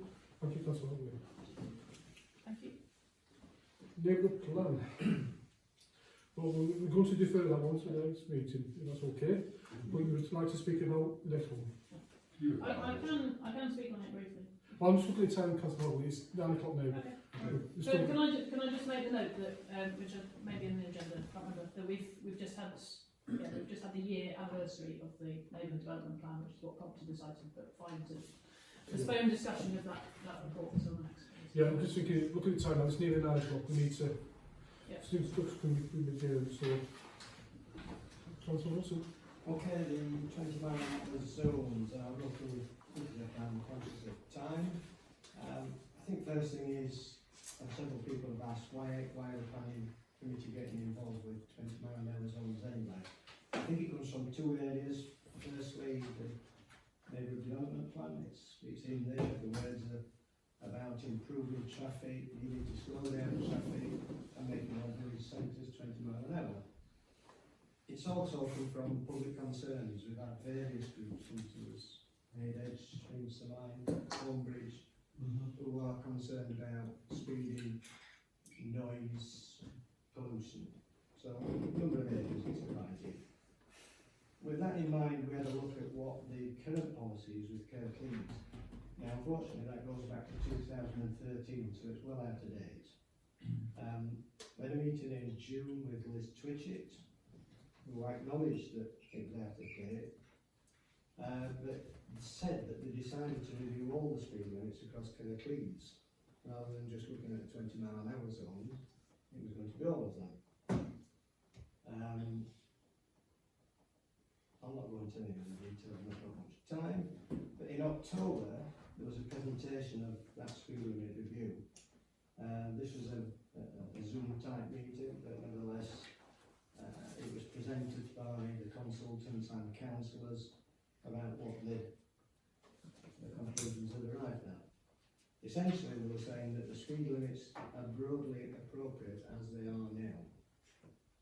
There's a surprise. The 20 mile an hour, the focus is only on school streets. This is across Kirklees as a whole, with 38 schools identified. The actual full review of 20 mile an hour policy, bearing in mind that this is currently a 2013 policy, isn't due to be done until another 4 years. So it's not a very happy situation in terms of the actual policy. And I think it'd be fair to say that the focus of this speed limit review that's been undertaken is on accident reduction and road safety, which is, fair enough, that's a good thing to do.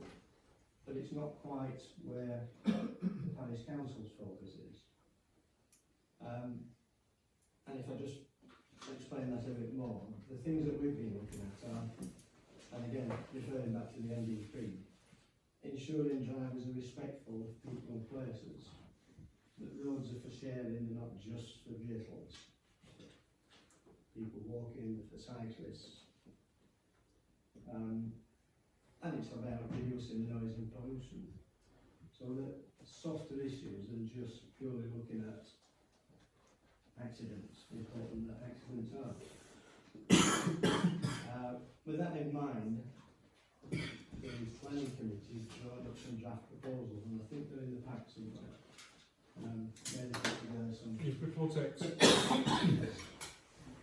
And various councillors around here inputted to that. So we've got some draft proposals that recognise where we'd like to introduce 20-mile-an-hour zones within the Holme Valley. That leaves us now is where do we go next with this? And I think the proposal's twofold. Firstly, that we involve the Holme Valley South councillors, Kirklees councillors, and I believe that the meeting there could be the same time. Talking about some dates, didn't we? Yeah, I mean, I've not sent them out yet, no. But yeah, we have got them. Yeah, we have got them. To try and get some wider support for these folks, trying to do. And the other thing is to write to the MP, Jason McCartney, because he's got a current campaign on Sweden, and maybe he'd like to lend his support to this as well. So that's where we're at the moment. Okay. So, to consider any actions arising from this report is categories. Can we making very quick comments now because we are gone past 9 o'clock. Just to clarify, you've identified that Magdale is a 20-mile-an-hour zone. It isn't. It was established before the legislation, so Magdale is a particular anomaly in that it's a 20-mile-an-hour signposted advisory. The legal speed limit on Magdale is 30. So without the introduction of a modern 20-mile-an-hour limit on there, it's a bit of a strange in between, you think.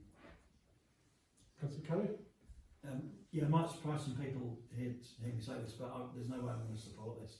The police have got no interest or no capacity in enforcing this, and I think unfortunately, even when you drive through places like Meltham, if you drive through at the right time of day, you could go through there with 30 without issue.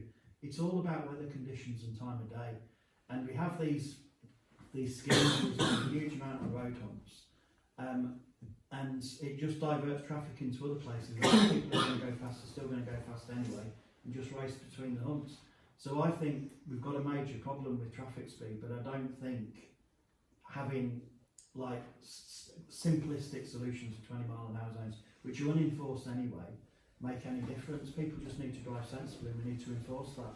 So I've always been opposed to this for that reason, really. So I can understand where you're coming from, but if you see me raising my hand against any of these things, it's for that reason, because I think I should be able to drive through at the appropriate speed. Sometimes that's 40, sometimes that's 15. Thank you. Anybody else? If I could just sort of reply in part to that anyway. And Liz Twitchett was quite clear about this. There is a distinct difference between a 20-mile-an-hour zone and a 20-mile-an-hour limit. And zones are generally the speed restricted by various things, humps, chicanes, whatever it takes. So the traffic would find it difficult to do any more than that in any case.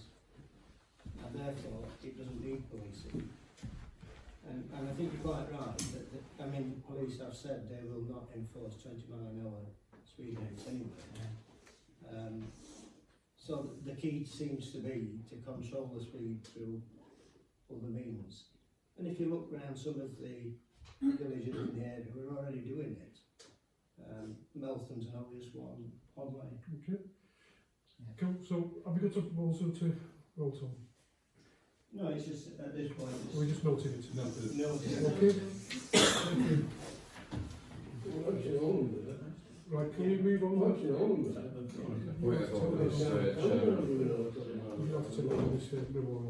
Point of order, Mr. Chairman. It's after 9 o'clock, the meeting's been going for an excess of 2 hours. I propose that we extend this meeting to up to 9:30 so we can conclude this meeting. Yeah, okay. All in favour? Yeah. Thank you. Would you like to test the Okay. Understand. You're quite welcome to leave, Councillor Dalton, if you... I understand that, Mr. Chairman. So in terms of the COVID memorial update, discussions have been going on with Home First Civic Trust over possible siting outside the Civic. There's a bit of a spanner in the work with that at the moment, but that is still an avenue that's being explored. Another avenue that's being explored is siting the memorial in the Home Valley Memorial Hospital garden site, and yeah, that's where we're up to really. Still hoping that the tree that's being commissioned can be erected by the end of this life of the council and celebrated at the annual parish meeting, but obviously that's conditional upon planning permission being sought and acquired and so forth. I'm interested that this is a Home First memorial update. So Home Valley. Everybody, well, why is it in Home First? Why has there not been any consideration of there being There has been maybe a Holme. change to the building? We have suggested Holme reply, but again, it was Kirklees began to move forward. It was not very fast, so we've had to. If we want to get it done in this time frame, the only possible solutions we've got is the Holme Parish Council, which is the Civic Hall, or the Memorial Gardens, which is the Holme Valley Memorial Gardens. So it's not Home Firth. Well, it's in Home Firth. It's in Home Firth, granted. And the clerk just referred to it as the Home First memorial. It's I'm Home sorry. Valley Memorial Gardens. So I wasn't expecting to be presenting on this. Sorry, it's Home Valley. So what we're asking for the council for is the full council that the £5,000 from E-Man Reserve 337 COVID memorial is released for spending on associated COVID memorial. An additional £1,000 there for the 460-30 special projects to be added to the 4645 COVID memorial, making a total of 6,000 anticipated to be spent on the 31st of March. So the proposal is that we do that. Would anyone like to second that, or I'd like to comment on that? I'll second it. Second. All in favour, please raise hands. Anybody against? I'll abstain.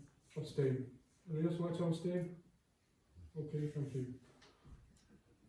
I would like to explain what the COVID memorial is about, and well, we haven't got time tonight, but it is the reason why we're doing it. All right, coronation of His Majesty King Charles III. Yeah, if I can just say that this item is really driven by the two motions, because there's a recommendation from the Publications and Communications Committee that £10,000 from the 336 EMR roll events be drawn down, and obviously whenever it comes to earmarked reserves, it's always full council that has to make the resolution. And similarly, the second recommendation is regarding a working group being formed to take any action required regarding the coronation before the next meeting of the Pubs and Comms Committee on Monday the 23rd of March. And again, because it's looking at the formation of a working group, it's to make sure that everyone, all the councillors on the council, have the opportunity to join that working group should they wish. Yeah, I was just going to mention that as chair of Friends of Cliff Wreck, we've been contacted, we've been in touch with the pageant master about the royal events, and with the Platinum Jubilee there was a beacon lighting, and with the coronation they're looking for it to have a different kind of feel to it, and to be a different kind of event, so it's just not kind of, you know, beacon lightings every year or something like that. So there won't be a beacon lighting, official beacon lighting for the event. So I don't know what the Friends of Cliff Wreck will do, because I expect there will be people expecting us to do something up there for it, but we'll have to see. But there won't be a beacon lighting. It's anticipated there'll be a beacon lighting in 2024, the 80th anniversary of D-Day. They'll be doing some big event then, but not for next year, just so people know that. Yeah, following the comments from Councillor Dixon, can we amend the item to reduce the to take that £1,000 out and to reduce the 10,000 to 9,000?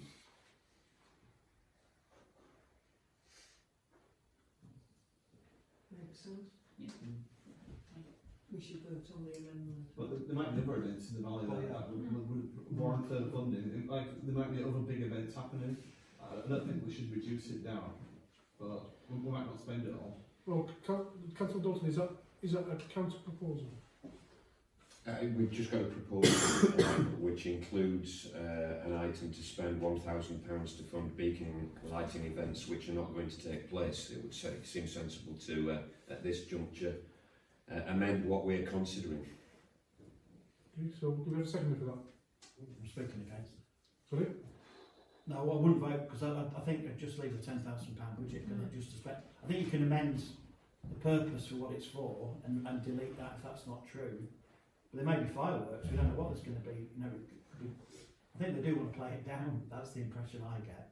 But that's a political decision they're making, isn't it? Right, we need. So is the proposal to remove the word beacon lighting? Is that not the?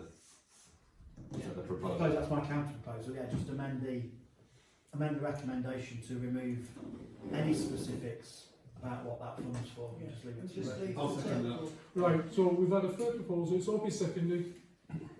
Can we any other proposals, or we have to vote? Right, show hands in favour, please. This don't Of recommendation. Councillor Kerry's proposal, because it was the last one. Anybody against? Abstaining? Two abstentions. So, thank you. As that was the only one proposed and seconded, that motion has been carried. Thank you very much. Right, Working group. working group. Anybody would like to be the working group? Councillor Hadley, Councillor Bellamy and myself. I think it's the same one to the committee. Would anybody else in the council like to join on this? Councillor Dalton. Sorry, have we got a date for the coronation now? Yes, it's the 8th. 9th of June? 8th of June. Yeah, could I ask that working committee make sure there's a very easily comprehensible document to hand on to the new council in May, such that if there's new characters and different councillors, that they've got something that they can smoothly run with, because there's going to be a very short period between the election and the coronation. It's the 6th, isn't it? Apologies, Yeah. it's the 6th. It's Saturday the 6th. Yeah, Saturday the 6th. Bank holidays, yeah. Just as a point of information for Councillor Dalton, the most complicated bits, like the explanation, will be done before the election. Okay. Well, it's the 6th of May. It's not June, May. Oh, it's 2 days after the election. Oh, right, okay. Yeah, it's the same week as the election. 2 days of the election. It's all happening in this financial year. Right, so we've got, is there anybody else would like to go on a working group? Okay, so we'll leave that as it is then.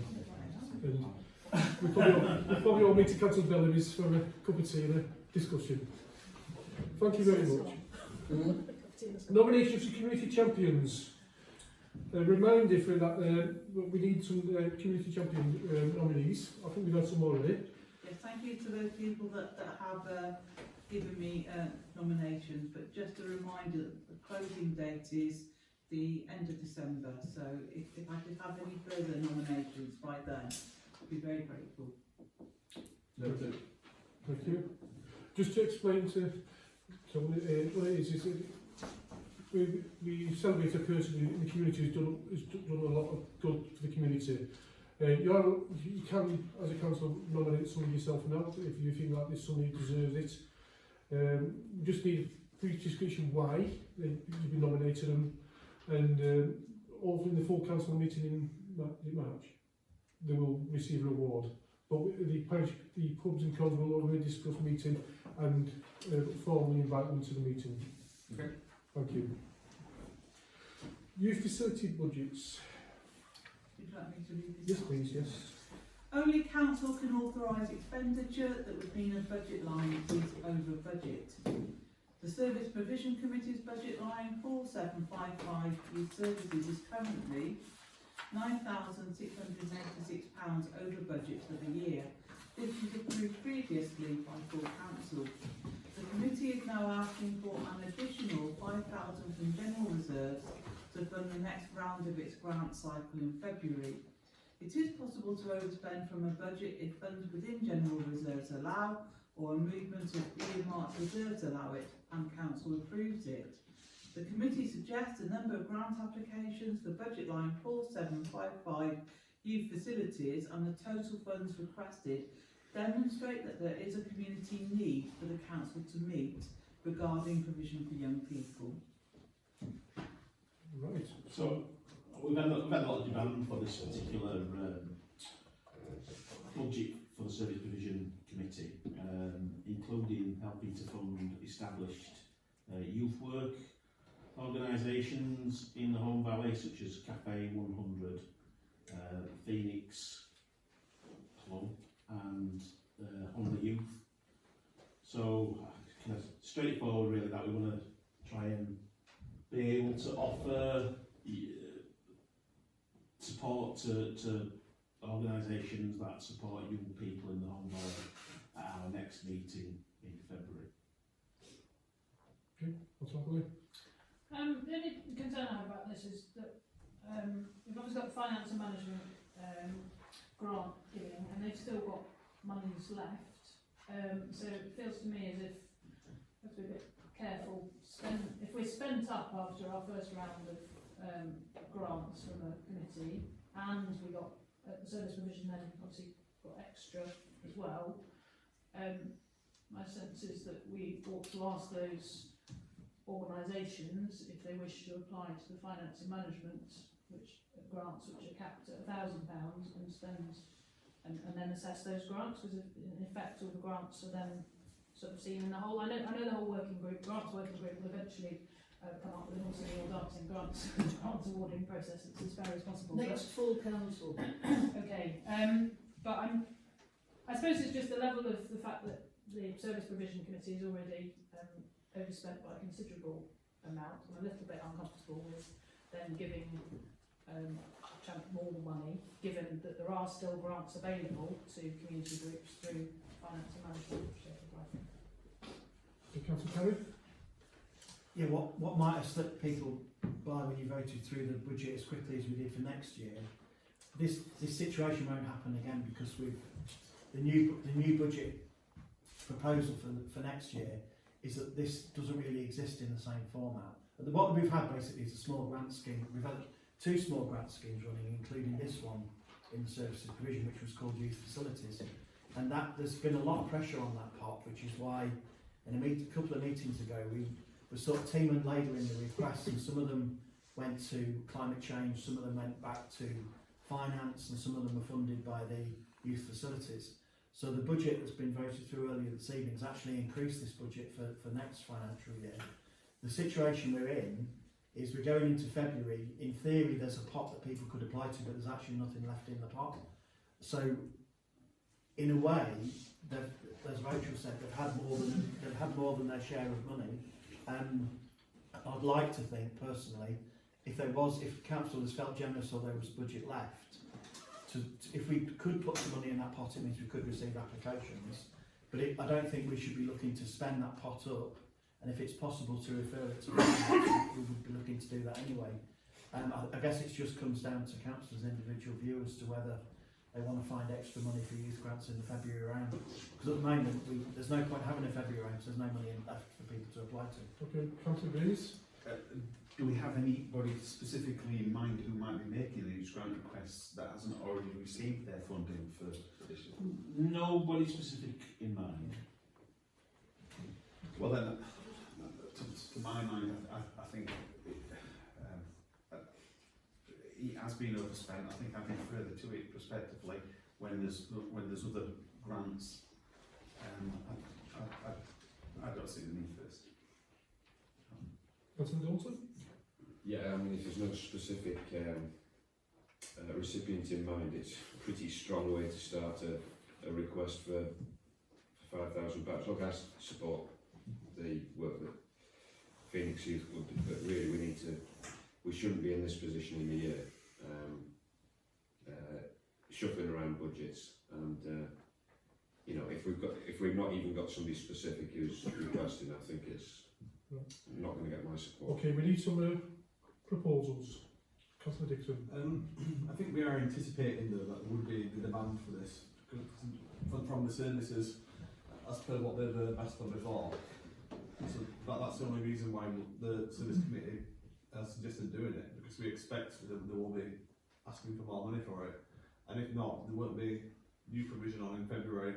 Coming up to around that time when you've got half term and other things going on, I think it's quite a good time to have things going on. People work might be getting a bit better, kids wanting to go out and do more stuff.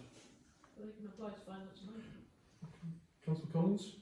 Well, I mean, given that this money won't be allocated unless someone makes an application, we could approve the money to be there in anticipation of there being applications, and it'll go back into the pot if there aren't. Exactly.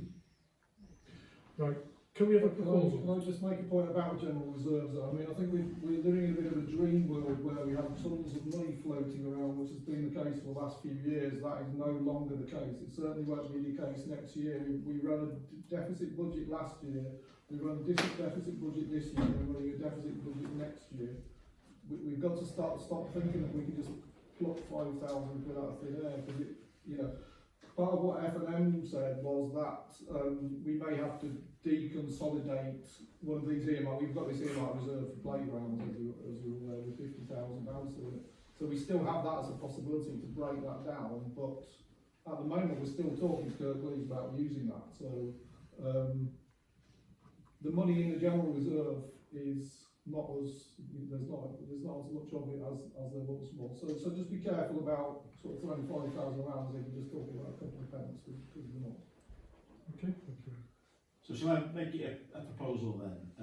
I ask full council to support the recommendation from Service Provision Committee that 5,000 of additional funding from 22-23 general reserves is made available to allow for the consideration of youth facilities grant applications in February 2023. Do we have a second for that? Yeah. Councillor Dixon. Do we have any counter proposals? Okay, so we've got a proposal and seconded. Can we all vote on that? I'll show of hands in favour, please. Can we show of hands against, please?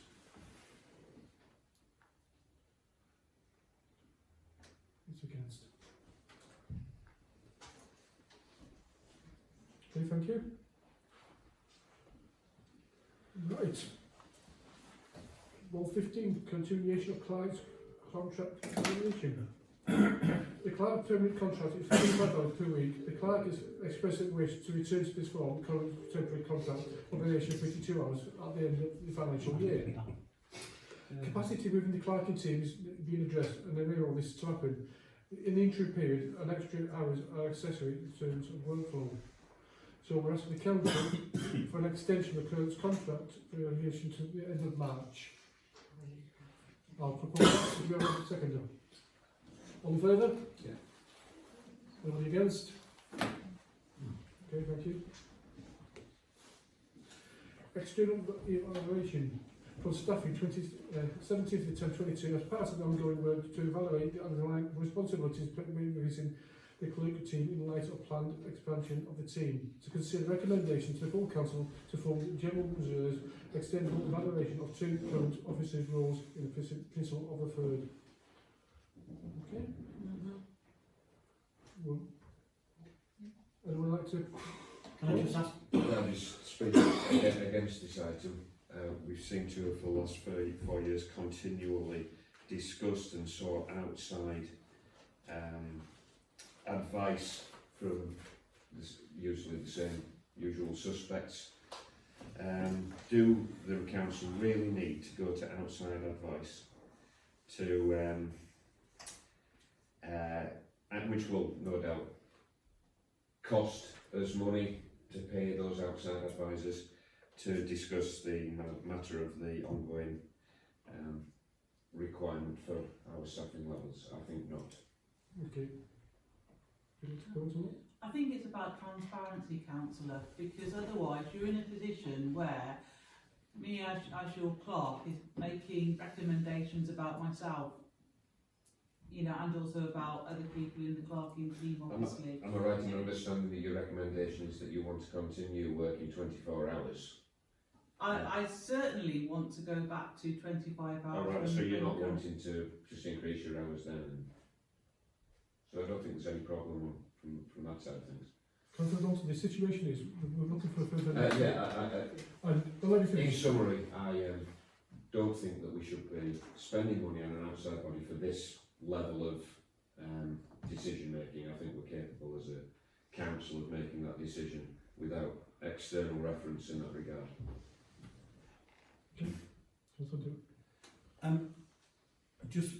One, I wondered how much it cost, but that's a question, I suppose. The comment is more about if we've already agreed earlier to basically next year bring the two committees into one committee, the climate change and the service pubs and comms. So there's a change there. But the other thing is, the key thing, it's about the third role at the moment actually is a third existing role. So we've got 3 current officer roles because we've got the 2 clerk roles and we've also got the officer who looks after climate change. There needs to be a review of all 3 of those roles as part of the staff establishment to work out what clerking functions or other roles are needed in the future. So I just thought it was important that the existing project officer role, or whatever that officer's called, who supports the climate change work, needs to be part of that evaluation, but also the evaluation needs to take light of the new proposed structure of the council. I think it's a piece of work that needs to be done.